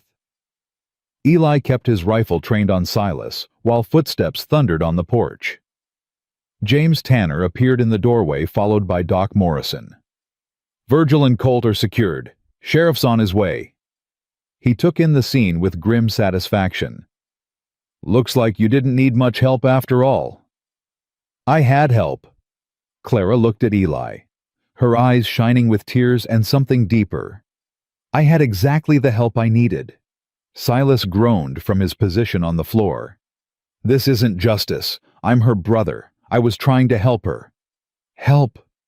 Clara stood, her daughter still pressed against her side. You tried to sell me like cattle. You threatened to send my children to a workhouse. You kidnapped my daughter and struck her. She looked down at him with something that wasn't quite hatred, but was close. You're not my brother anymore. You're just a man who's going to answer for his crimes. Sheriff Hayes arrived as the last light faded from the sky. Silas was taken into custody along with Virgil and Colt, who had surrendered without much fight once they realized they were outnumbered. The charges were numerous: kidnapping, assault, conspiracy, attempted forced marriage. He'll go to prison, Hayes told Clara as his deputies loaded the prisoners onto horses. For a long time. Good. Clara watched her brother being led away. There was no satisfaction in his defeat, only exhaustion and a hollow ache where family loyalty used to live. What about Briggs? That's being handled by the authorities in his county. With Silas's testimony and the questions about his wives, I doubt Cornelius Briggs will be troubling anyone for a long while. After Hayes left, Clara stood on the porch of her home, the home she'd been driven from just days ago. Emma was inside with James and Doc Morrison being fussed over and fed. Eli stood beside Clara, his shoulder touching hers. How are you? He asked quietly. I don't know. She stared out at the land she and William had worked together, the land she'd almost lost. I feel like I should feel something more, relief or triumph or closure. But all I feel is tired. That's shock. It'll pass. Eli hesitated, then put his arm around her. She leaned into him without resistance. Thank you, she whispered, for everything. I told you I'm not going anywhere. Clara looked up at him, this man who had appeared out of a blizzard and changed her life. I'm going to hold you to that, Eli Holloway. I'm counting on it. They stood together in the gathering dark, the worst finally behind them, the future stretching out unknown, but no longer frightening. Whatever came next, they would face it together, all of them. A family forged not by blood, but by choice. The days that followed Silas's arrest moved slowly like honey in winter. Clara found herself waking each morning with a strange sense of disorientation, her mind expecting danger that no longer existed. Old habits died hard, and she would lie still for long minutes, listening for footsteps that weren't coming, bracing for threats that had been locked away in Sheriff Hayes's jail. It was Emma who pulled her back to the present, each time the girl appearing in her doorway with Tommy on her hip and Lily trailing behind. Breakfast, Mama. Mr. Eli already started the coffee. Mr. Eli. The children had taken to calling him that, a title of respect that sat somewhere between stranger and family. Clara wasn't sure when he had become a permanent fixture in their household, only that it felt right, felt natural, felt like something that had been missing was finally falling into place. She found him in the kitchen that morning, his sleeves rolled up as he flipped pancakes with surprising skill. Tommy was perched on a stool beside him, watching with the rapt attention only a 5-year-old could muster. "Mr. Eli says he learned to cook on cattle drives," Tommy reported importantly. "He says cowboys eat beans and biscuits mostly, but sometimes there's pie." "Is that so?" Clara leaned against the doorframe, watching the scene with a warmth spreading through her chest. Eli glanced up, and the smile that crossed his face made her heart stutter. "Morning, coffee's ready. You didn't have to do all this." "Wanted to." He slid a stack of pancakes onto a plate. "Besides, I figured you could use a morning where someone else does the work." Clara poured herself coffee, wrapping her hands around the warm cup. Through the window, she could see the ranch spreading out before her land, her home reclaimed and safe. It still felt fragile, like something that might shatter if she held it too tightly. "You're thinking too hard again." She looked up to find Eli watching her, his expression gentle. "How can you tell? You get this little line right here." He touched his own forehead. "Like you're carrying something heavy." "I am carrying something heavy." Clara set down her cup. "Eli, what happens now? The danger's past. Silas is in jail. Briggs is being investigated. You could leave. Find that work you were looking for. Build your own life somewhere." Eli was quiet for a moment, his eyes never leaving her face. Then he crossed the kitchen and took her hands in his. "Clara, when I rode into that blizzard, I was a man with nothing to live for, just drifting day to day, waiting for something to give my life meaning again." His thumb traced circles on her palm. "Then I found you. Found those children. Found something worth staying for. You barely know us." "I know enough." He lifted her hand to his lips, pressing a gentle kiss to her knuckles. "I know you're the strongest woman I've ever met. I know your children have more courage than most grown men. I know that when I think about leaving, it feels like cutting off my own arm." He met her eyes. "I'm not going anywhere, Clara. Not unless you send me away." Her vision blurred with tears she refused to shed. "I don't want you to go." "Then I won't." "But what does that mean? For us, for the children?" "It means whatever we decide it means." Eli released her hands and stepped back, giving her space. "I'm not asking for anything you're not ready to give.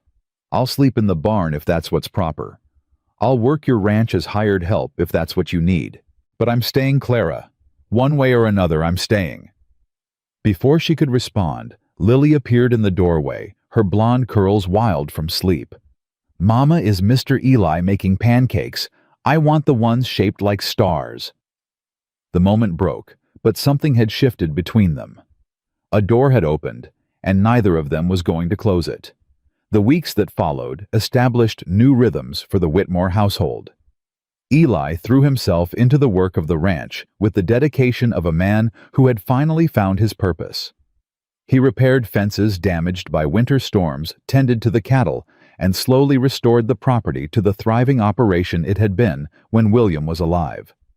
The children blossomed under his attention.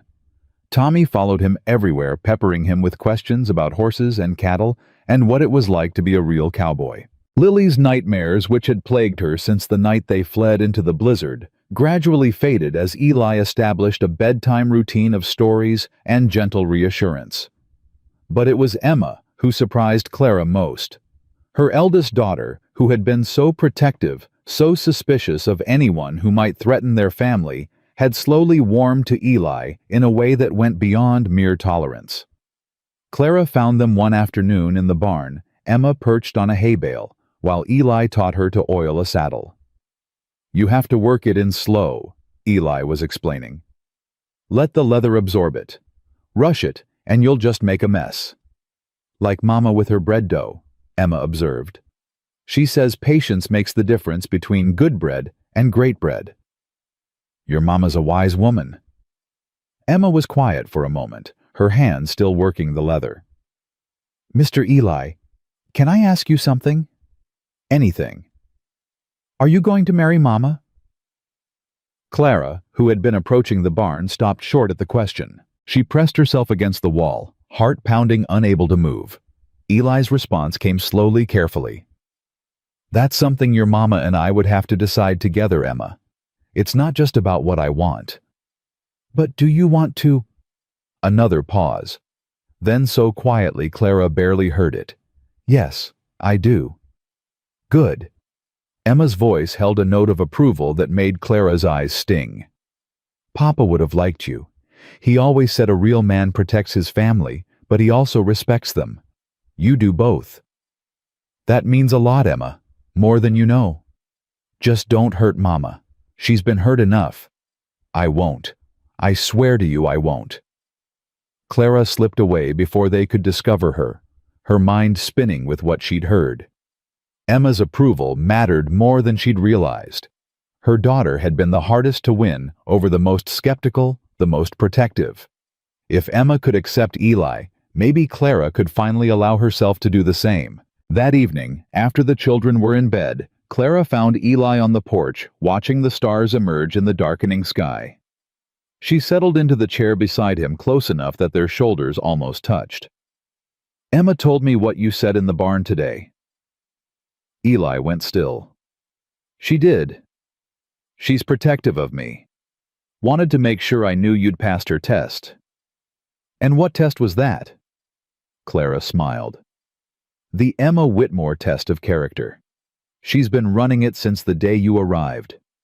Watching how you treat Tommy, how you talk to Lily, how you look at me when you think no one's watching." Eli had the grace to look embarrassed. "Was I that obvious?" "Only to someone who was looking." They sat in comfortable silence for a moment, the night sounds of the ranch settling around them. "I meant what I said." Eli finally spoke. "About wanting to marry you. But I also meant what I said about not rushing you. You've been through too much to be pushed into anything." Clara reached over and took his hand. "What if I'm tired of waiting?" He turned to look at her, hope and caution warring in his eyes. "Clara, William's been gone 2 years. I've spent those years surviving, barely keeping my head above water. I forgot what it felt like to want something for myself." She squeezed his hand. "You reminded me. You and your stubborn refusal to leave your patience with my children, your willingness to fight for people you barely knew. I knew enough. So do I." Clara took a breath, gathering her courage. "Eli Holloway, I'm not a young woman with romantic notions. I'm a widow with 3 children, a struggling ranch, and more baggage than a stagecoach. I can't promise it'll be easy. I don't want easy. I want you." The words hung in the air between them, simple and profound. Clara felt something loosen in her chest, some knot of fear and grief that had been wound tight for years. "Then stay," she whispered. "Not as hired help, not as a guest. Stay as my partner. My husband, if you'll have me." Eli's answer was to pull her into his arms and kiss her with a tenderness that made her forget every hard thing she'd ever endured. When they finally broke apart, both breathing hard, his forehead rested against hers. "Is that a yes?" Clara asked, a hint of teasing in her voice. "That's a yes, a definitely, and an absolutely."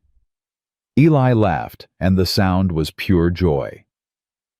"Clara Whitmore, you just made me the happiest man in Wyoming territory." News of their engagement spread through Pine Ridge like wildfire. Clara had expected judgment whispers about the impropriety of a widow remarrying so quickly, or to a drifter no one knew. Instead, she found herself embraced by the community that had rallied to her defense. Agnes Mercer was the first to appear at the ranch, a bolt of white fabric tucked under her arm. "For your dress," she announced, setting it on the kitchen table. "Every bride deserves a proper wedding gown." "Agnes, I can't accept this. It's too much." "Nonsense. After what you've been through, you deserve something beautiful." Agnes fixed her with a stern look that softened into something like affection. "Besides, I've been waiting years for someone to use this fabric. It's been sitting in my shop since before my husband passed. He bought it meaning to have me make myself something pretty." She touched the fabric gently. "I think he'd be happy knowing it's going to a woman who fought for her freedom." Ruth Tanner came next with a jar of preserves and a firm hug. "James and I want to host the wedding dinner," she said. "Our place is bigger than yours, and I've been looking for an excuse to cook for a crowd." "You've already done so much for us." "And we'll do more. That's what neighbors are for." Ruth's eyes sparkled. "Besides, I haven't seen a proper wedding in Pine Ridge in 3 years. We could all use something to celebrate." Even Reverend Crane stopped by, his manner warm as he discussed the ceremony. "I'll admit, when I first heard the rumors about you, I was inclined to believe them," he confessed.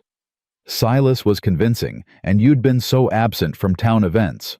But seeing how you handled yourself, how you fought for your children, how this community has rallied around you, it's been humbling." He smiled. "It will be my honor to officiate your wedding, Mrs. Whitmore. I can't think of a union more deserving of God's blessing." The children threw themselves into wedding preparations with enthusiasm. Emma appointed herself chief organizer, creating lists of tasks that would have impressed a military commander. Lily made paper flowers to decorate the church, and Tommy declared that he would be the one to give Mama away, a role he practiced by marching solemnly around the house with his wooden horse tucked under his arm. One evening, as Clara watched them planning and laughing, Eli came to stand beside her. "Penny, for your thoughts. I'm thinking about how different this is from my first wedding." Clara leaned against him, drawing comfort from his solid presence. "William and I got married in my parents' parlor. Small, quiet, just family. I thought that was how it would always be, just the two of us against the world." "Do you regret that it's different now?" "No." Clara turned to face him. "I loved William. I'll always love him. But he's gone, and clinging to the past won't bring him back. What I have now, what we're building together, it's not a replacement for what I lost. It's something new, something precious in its own right." Eli cupped her face in his hands. "I'll never try to replace him, Clara. Not to you, not to the children." "I know. That's one of the reasons I love you." It was the first time either of them had said the words. Eli's eyes widened, and then a smile spread across his face. "Say that again." "I love you, Eli Holloway." "I love you too, Clara Whitmore." He kissed her softly. "Soon to be Clara Holloway, if you don't mind." "I don't mind at all." The wedding was set for Christmas Eve, a date chosen for its symbolism of hope and new beginnings. As the day approached, Pine Ridge transformed. Despite the hard winter, people found ways to contribute, decorating the little church with evergreen boughs and candles, preparing dishes for the celebration that would follow. The morning of the wedding dawned cold and clear, the sky a brilliant blue that seemed to promise blessings. Clara woke early, her nerves jangling despite her certainty about the decision she was making. Agnes arrived at dawn to help her dress along with Ruth and Doc Morrison's wife. They fussed over her hair, adjusted the gown they'd spent weeks creating, and offered the kind of support only women who had weathered their own storms could provide. "You look beautiful," Agnes declared when they were finished. "William would be proud." Clara studied her reflection in the mirror. The woman looking back at her seemed different from the frightened widow who had fled into a blizzard just weeks ago. There was strength in her eyes now, and hope, and the beginnings of a joy she'd thought she'd never feel again. "I think he would be," Clara agreed softly. Emma appeared in the doorway, dressed in her best dress, her hair carefully braided. "Mama, it's time."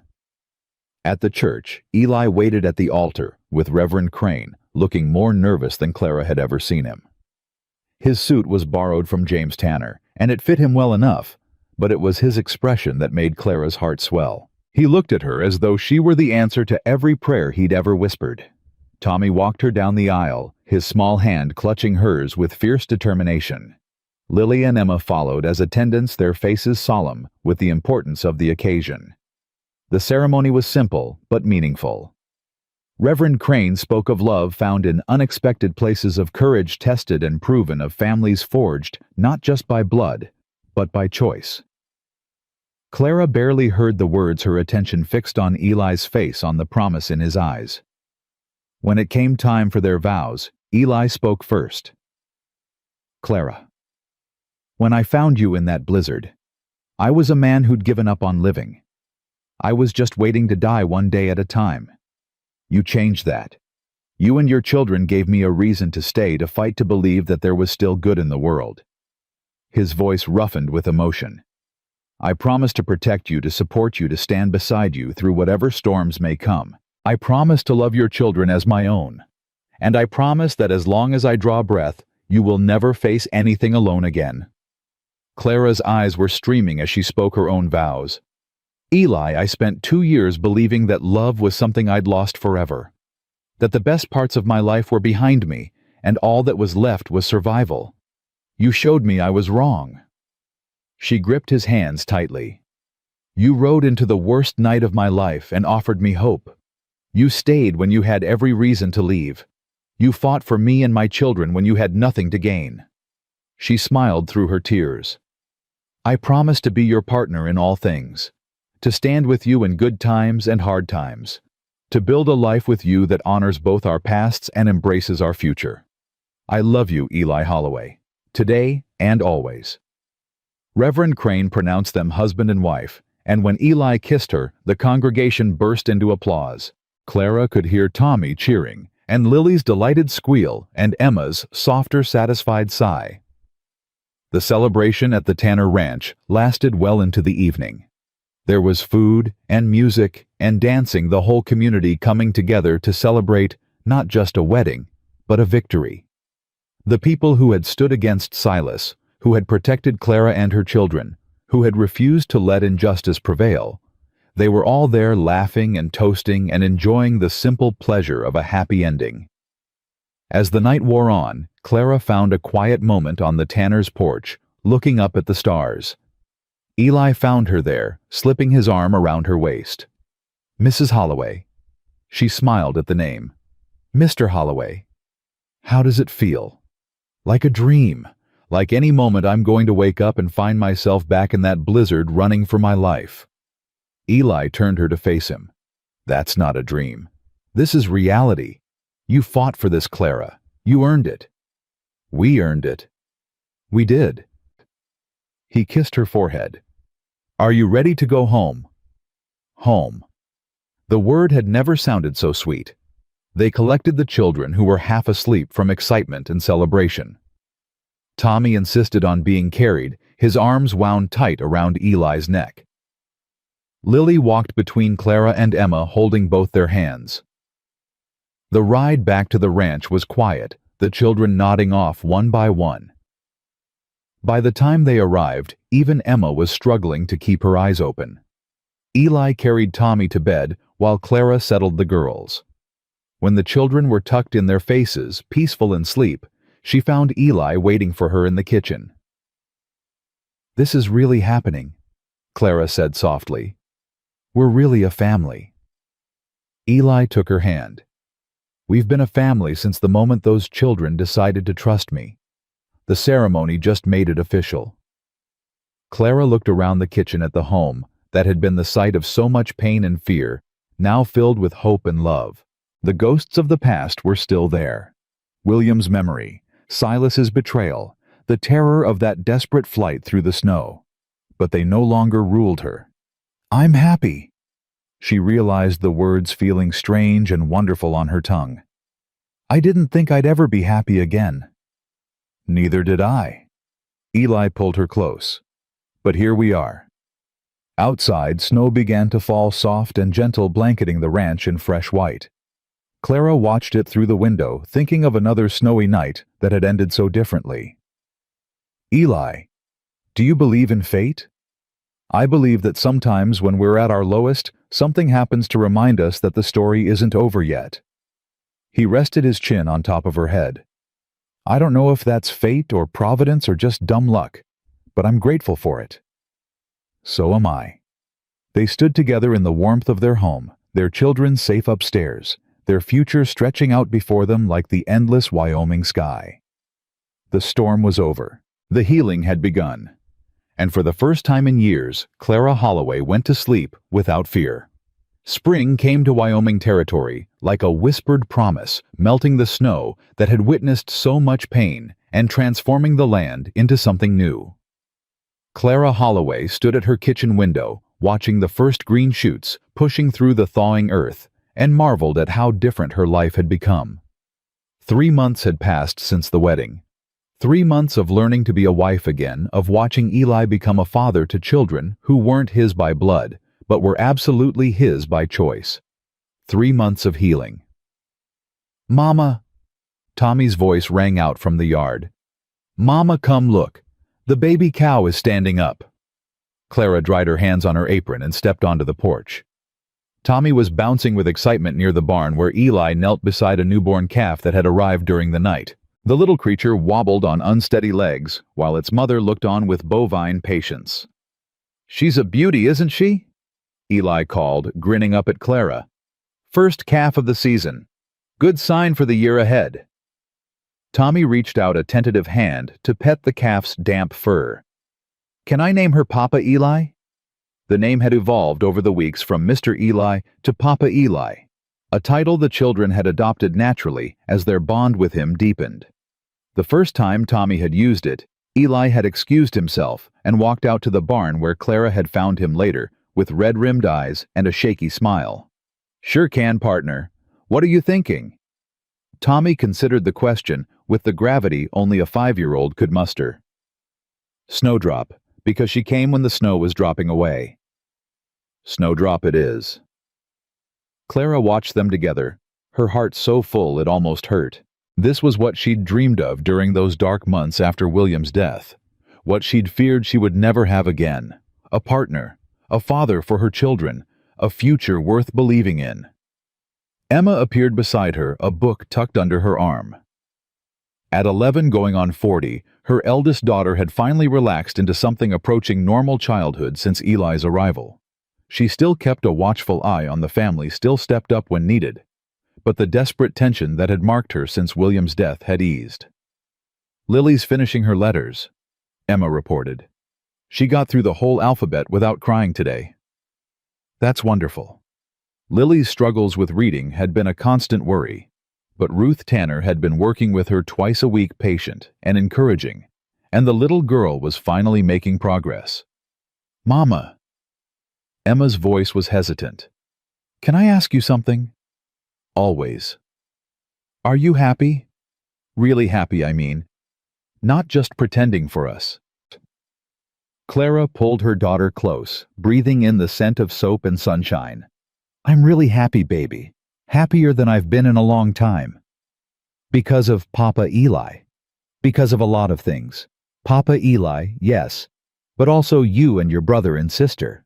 This ranch. The people who helped us when we needed it most." Clara kissed the top of Emma's head. "Happiness isn't just one thing, Emma. It's made up of lots of little pieces that fit together." Emma nodded slowly, processing this. "I think I'm happy too. I wasn't sure for a while, but now I think I am." "I'm glad, sweetheart. You deserve to be happy." They stood together, watching Eli and Tommy with the calf, until Lily came bursting out the door, waving a piece of paper. "I did it. I wrote my whole name without any help. Look, Mama, look." The paper was clutched in small fingers, the letters wobbly but legible. "Lily Whitmore," it read with a little flower drawn beside it. "That's beautiful, baby." Clara knelt to examine the achievement properly. "I'm so proud of you." "Can I show Papa Eli?" "Go ahead." Lily raced across the yard, her blonde curls bouncing, and Clara watched Eli scoop her up, examining her paper with the same seriousness he'd give to a legal document. His praise made Lily beam, and when he suggested they hang it on the kitchen wall, the little girl practically glowed. This, Clara thought. This is what I fought for. This is what almost got taken away. The memory of Silas still lurked in the corners of her mind, a shadow that would probably never fully disappear. He was in prison now, awaiting trial on multiple charges. Sheriff Hayes had informed them that Cornelius Briggs had also been arrested in connection with his wives' deaths. Justice, slow but certain, was grinding forward. But Silas himself had sent a letter. It had arrived 2 weeks ago, addressed to Clara in handwriting she would recognize anywhere. She hadn't read it at first, had considered burning it unopened. But something made her keep it, and eventually, with Eli beside her, she had broken the seal. The letter was rambling in places, defensive in others, but threaded through. It was something that might have been genuine remorse. Silas wrote of their childhood, of the parents they had lost, of how fear and greed had twisted him into someone he didn't recognize. He didn't ask for forgiveness. He didn't try to justify what he'd done. He simply said he was sorry, and that he hoped one day Clara might find peace, even if he never did. She hadn't written back. Maybe she never would. But the letter sat in a drawer in her bedroom, a reminder that even the people who hurt us most are still human, still capable of regret, still carrying their own wounds. Eli had asked her once if she thought she could ever forgive Silas. "I don't know," she'd answered honestly. "But I'm trying to let go of the hate. It's heavy carrying that much anger, and I've got better things to hold on to now." The days lengthened as spring progressed, bringing with them the endless work of a ranch coming back to life. Eli threw himself into the labor with an energy that amazed Clara, repairing winter damage, expanding the garden, helping their few ranch hands with the cattle. He worked from dawn to dusk most days, but he always made time for the children. Every evening without fail, he read to them before bed. Stories of adventure and courage, of heroes who protected the weak and villains who got their just deserts. Tommy hung on every word. Lily snuggled against him, her old fears gradually fading. And Emma, who had declared herself too old for bedtime stories, somehow always found a reason to be in the room listening from her chair in the corner. One evening, Clara paused in the doorway to listen. Eli was telling them about a Texas Ranger who had saved a family from outlaws, a story she suspected was at least partly autobiographical. "And then what happened?" Tommy demanded. "Well, the Ranger rode off into the sunset figuring his job was done, but the little boy from the family ran after him shouting for him to stop. Why? Because the boy had something important to tell him. He said, 'Mister, you saved us, but now you're leaving. Don't you know that makes you family now?' What did the Ranger do?" Eli's voice softened. He thought about it for a long time. He'd been alone for years, didn't know how to be part of a family anymore. But that little boy was looking up at him with such hope, and the Ranger realized something. "What?" "That being part of a family isn't something you know how to do. It's something you learn, day by day together."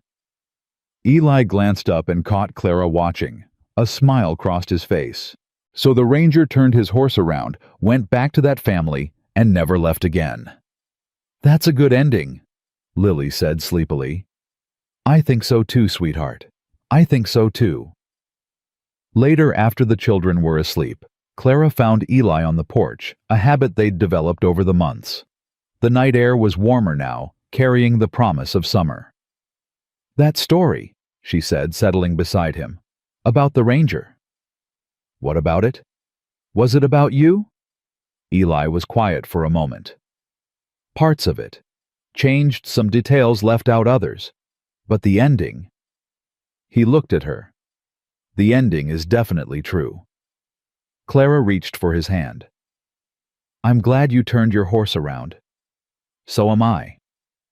They sat in comfortable silence, watching the stars appear one by one.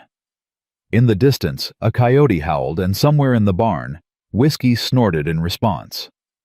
"Clara, there's something I need to tell you." She turned to look at him, caught by the serious note in his voice. "What is it?" "I got the letter today. From an old friend in Texas, a man I rode with during my Ranger days." Eli shifted, and she could feel the tension in his body. "He's asking if I want to come back. There's trouble down there, a gang causing problems, and they need experienced men." Clara's blood went cold. "You're leaving?" "No." The word was immediate, emphatic. That's what I'm trying to tell you. A year ago, 6 months ago, even I would have gone. That kind of trouble, that kind of fight, it's what I knew. It's what I was good at. He turned to face her fully. But I'm not that man anymore. I read that letter, and all I could think about was you and the children, about what I'd be leaving behind, about what I'd be risking. Eli. I wrote him back tonight. Told him I couldn't come. Told him I'd found something worth more than any fight. He cupped her face in his hands. I'm not going anywhere, Clara. Not now. Not ever. This is my home. You're my home. The relief that washed through her was so intense it left her shaky. She hadn't realized how much she'd been waiting for the other shoe to drop, for something to take this happiness away like everything else had been taken. I love you, she whispered. I love you too. And I'm sorry if my past made you worry even for a moment. Those days are behind me. The only thing I want to fight for now is this family. She kissed him, then pouring all her gratitude and relief and love into the gesture. When they broke apart, she was smiling. The children would be devastated if you left. Tommy's already planning what kind of horse you're going to teach him to ride. Lily won't go to sleep unless you've checked under her bed for monsters. And Emma. Clara shook her head. Emma told me yesterday that she wants you to walk her down the aisle someday, when she's grown and gets married. Eli's eyes went suspiciously bright. She said, and I quote, Papa Eli is the kind of man I want to marry someday. Someone brave and kind who keeps his promises. He had to look away, blinking rapidly. That girl's going to be the death of me. She loves you. They all do. I love them too. More than I ever thought I could love anything again. They stayed on the porch until the moon rose high, talking about everything and nothing, making plans for the summer, for the years ahead. For the first time since William's death, Clara allowed herself to think about the future without fear. It stretched before her, not empty and threatening, but full of possibility. Summer arrived in a blaze of heat and growth, bringing with it the busiest season of the ranch year. Clara found herself working alongside Eli in ways she never had with William, not because he hadn't valued her contribution, but because the work of running a ranch together was different now. They were true partners, making decisions, jointly sharing burdens equally. The children grew too, in ways both visible and subtle. Tommy lost his first tooth and gained new confidence, no longer the frightened little boy who had huddled in his sister's arms during their flight through the blizzard. Lily's nightmares stopped entirely, replaced by dreams of horses and adventures that she shared excitedly at breakfast. Emma began talking about the future, about maybe becoming a teacher, like the one who was helping Lily, about traveling to see the ocean someday. And Clara herself was changing. She felt it in the way she moved through the world, no longer braced for disaster, no longer waiting for the next blow to fall. She laughed more easily now. She slept deeply and peacefully with Eli's arm around her. She looked in the mirror and recognized the woman looking back. One evening in late August, a visitor arrived at the ranch. Clara was in the garden when she heard the hoofbeats, and her old instincts had her reaching for the rifle before she saw who it was. Daniel Whitmore, her younger cousin, Silas's son, barely 20 years old, and looking more nervous than she'd ever seen him. Mrs. Holloway. He dismounted slowly, hat in hand. I hope I'm not intruding. Clara lowered the rifle, but didn't set it aside. Daniel. This is unexpected. I know. I should have written first, but He swallowed hard. I needed to come in person. There are things I need to say. Eli appeared from the barn, having heard the arrival. He moved to stand beside Clara, his presence a silent support. This is my husband, Eli Holloway, Clara said. Eli, this is Daniel Whitmore, Silas's boy. The two men regarded each other warily. Daniel looked like he wanted to sink into the ground. I came to apologize. He said, the words tumbling out. I knew what my father was planning, not all of it, but enough. I should have warned you, should have done something, but I was scared, and I told myself it wasn't my place. His voice cracked. I watched him destroy your life. Aunt Clara and I didn't lift a finger to stop it. Clara's grip on the rifle tightened, then relaxed. She handed it to Eli and stepped toward her cousin. You were a boy, Daniel. Your father was a hard man to defy. I'm not a boy anymore. And I'm not him. Daniel met her eyes, desperation in his gaze. I don't expect you to forgive me. I don't even expect you to let me stay. But I needed you to know that I'm sorry. That I wish I'd been braver. That I think about what happened every single day. Clara studied him, this young man who looked so much like Silas, but who had clearly been wrestling with his own demons. She remembered him as a child, quiet and gentle, always more interested in books than in the rough games his father preferred. Whatever darkness lived in Silas had not taken root in his son. Come inside, she said finally. I think we have a lot to talk about. The conversation lasted hours, stretching through dinner and into the evening.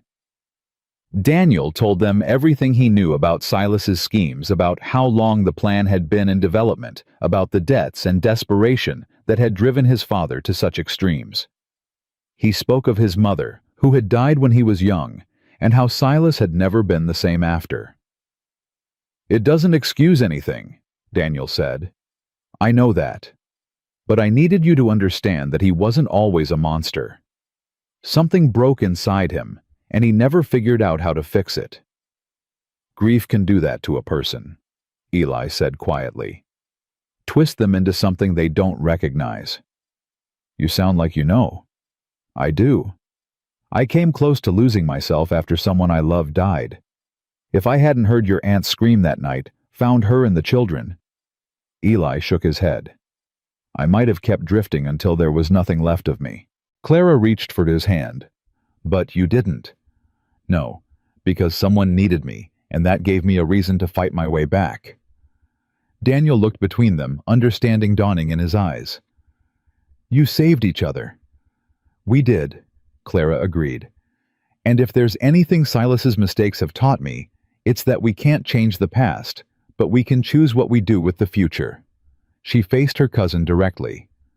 What do you want, Daniel? Why did you really come here? I want to make amends, in whatever way I can. He straightened in his chair. My father left me some money, a small inheritance from my grandmother. I want you to have it. Not as payment for what happened, nothing could ever pay for that. But as a start, a way to help rebuild what he tried to destroy.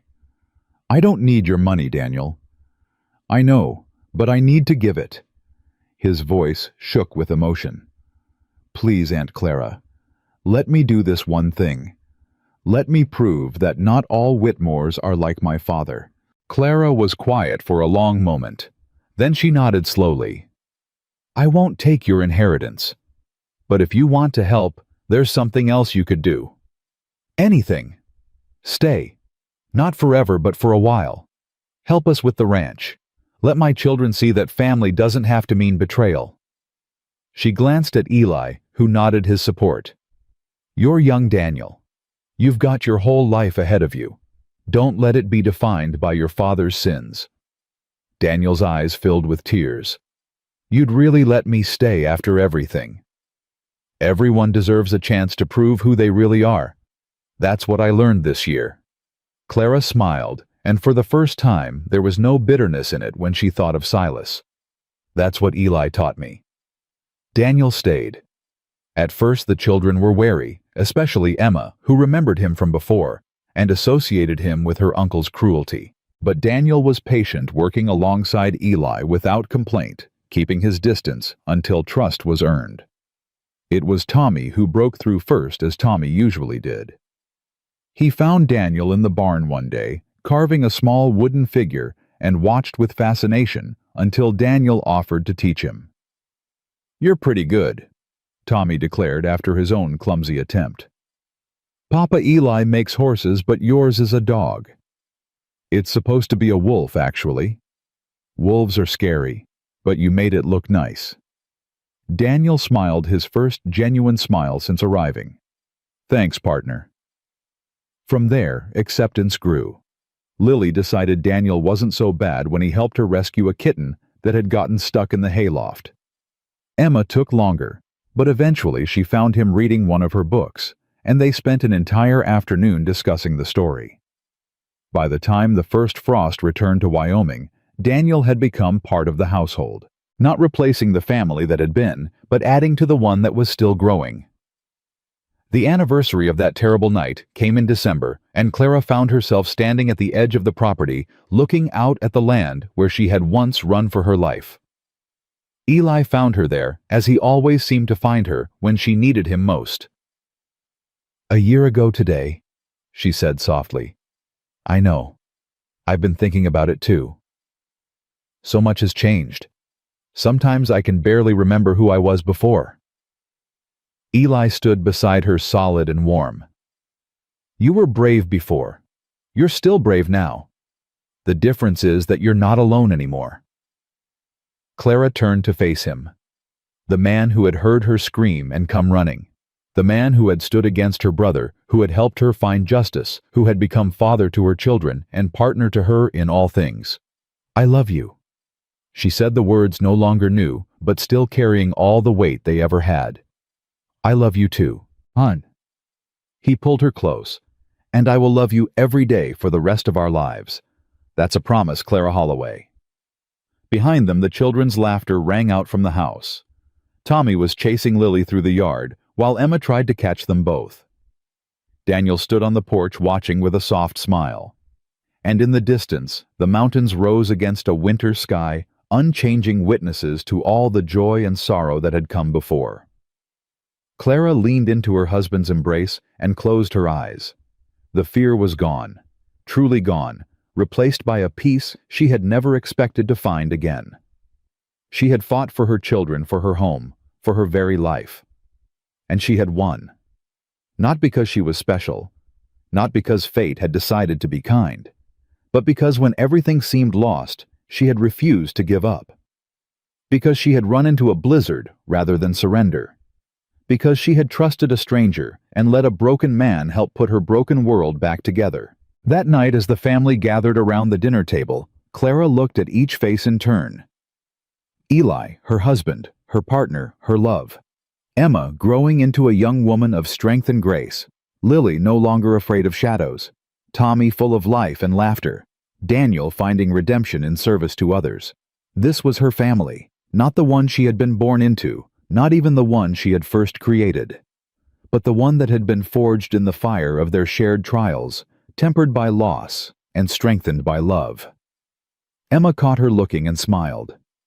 "What is it, Mama?" Clara reached out to squeeze her daughter's hand. "Nothing, sweetheart. I'm just grateful." "For what?" "For everything. For all of you. For second chances and new beginnings." Clara's voice grew stronger. "For learning that the worst night of your life can lead to the best days you've ever known." Eli raised his glass, and the others followed suit. "To family," he said. "To family," they echoed. And Clara Holloway, who had once run barefoot through a blizzard with nothing but her children and her courage, looked around the table and knew with absolute certainty that she had finally found her way home. The winter wind howled outside, but inside there was only warmth. Only love. Only the unshakable knowledge that whatever storms might come, they would face them together. She had been a frightened widow fleeing into the darkness. Now she was a woman who had reclaimed her life, protected her children, and built something beautiful from the ashes of everything she had lost. And that was a story worth telling.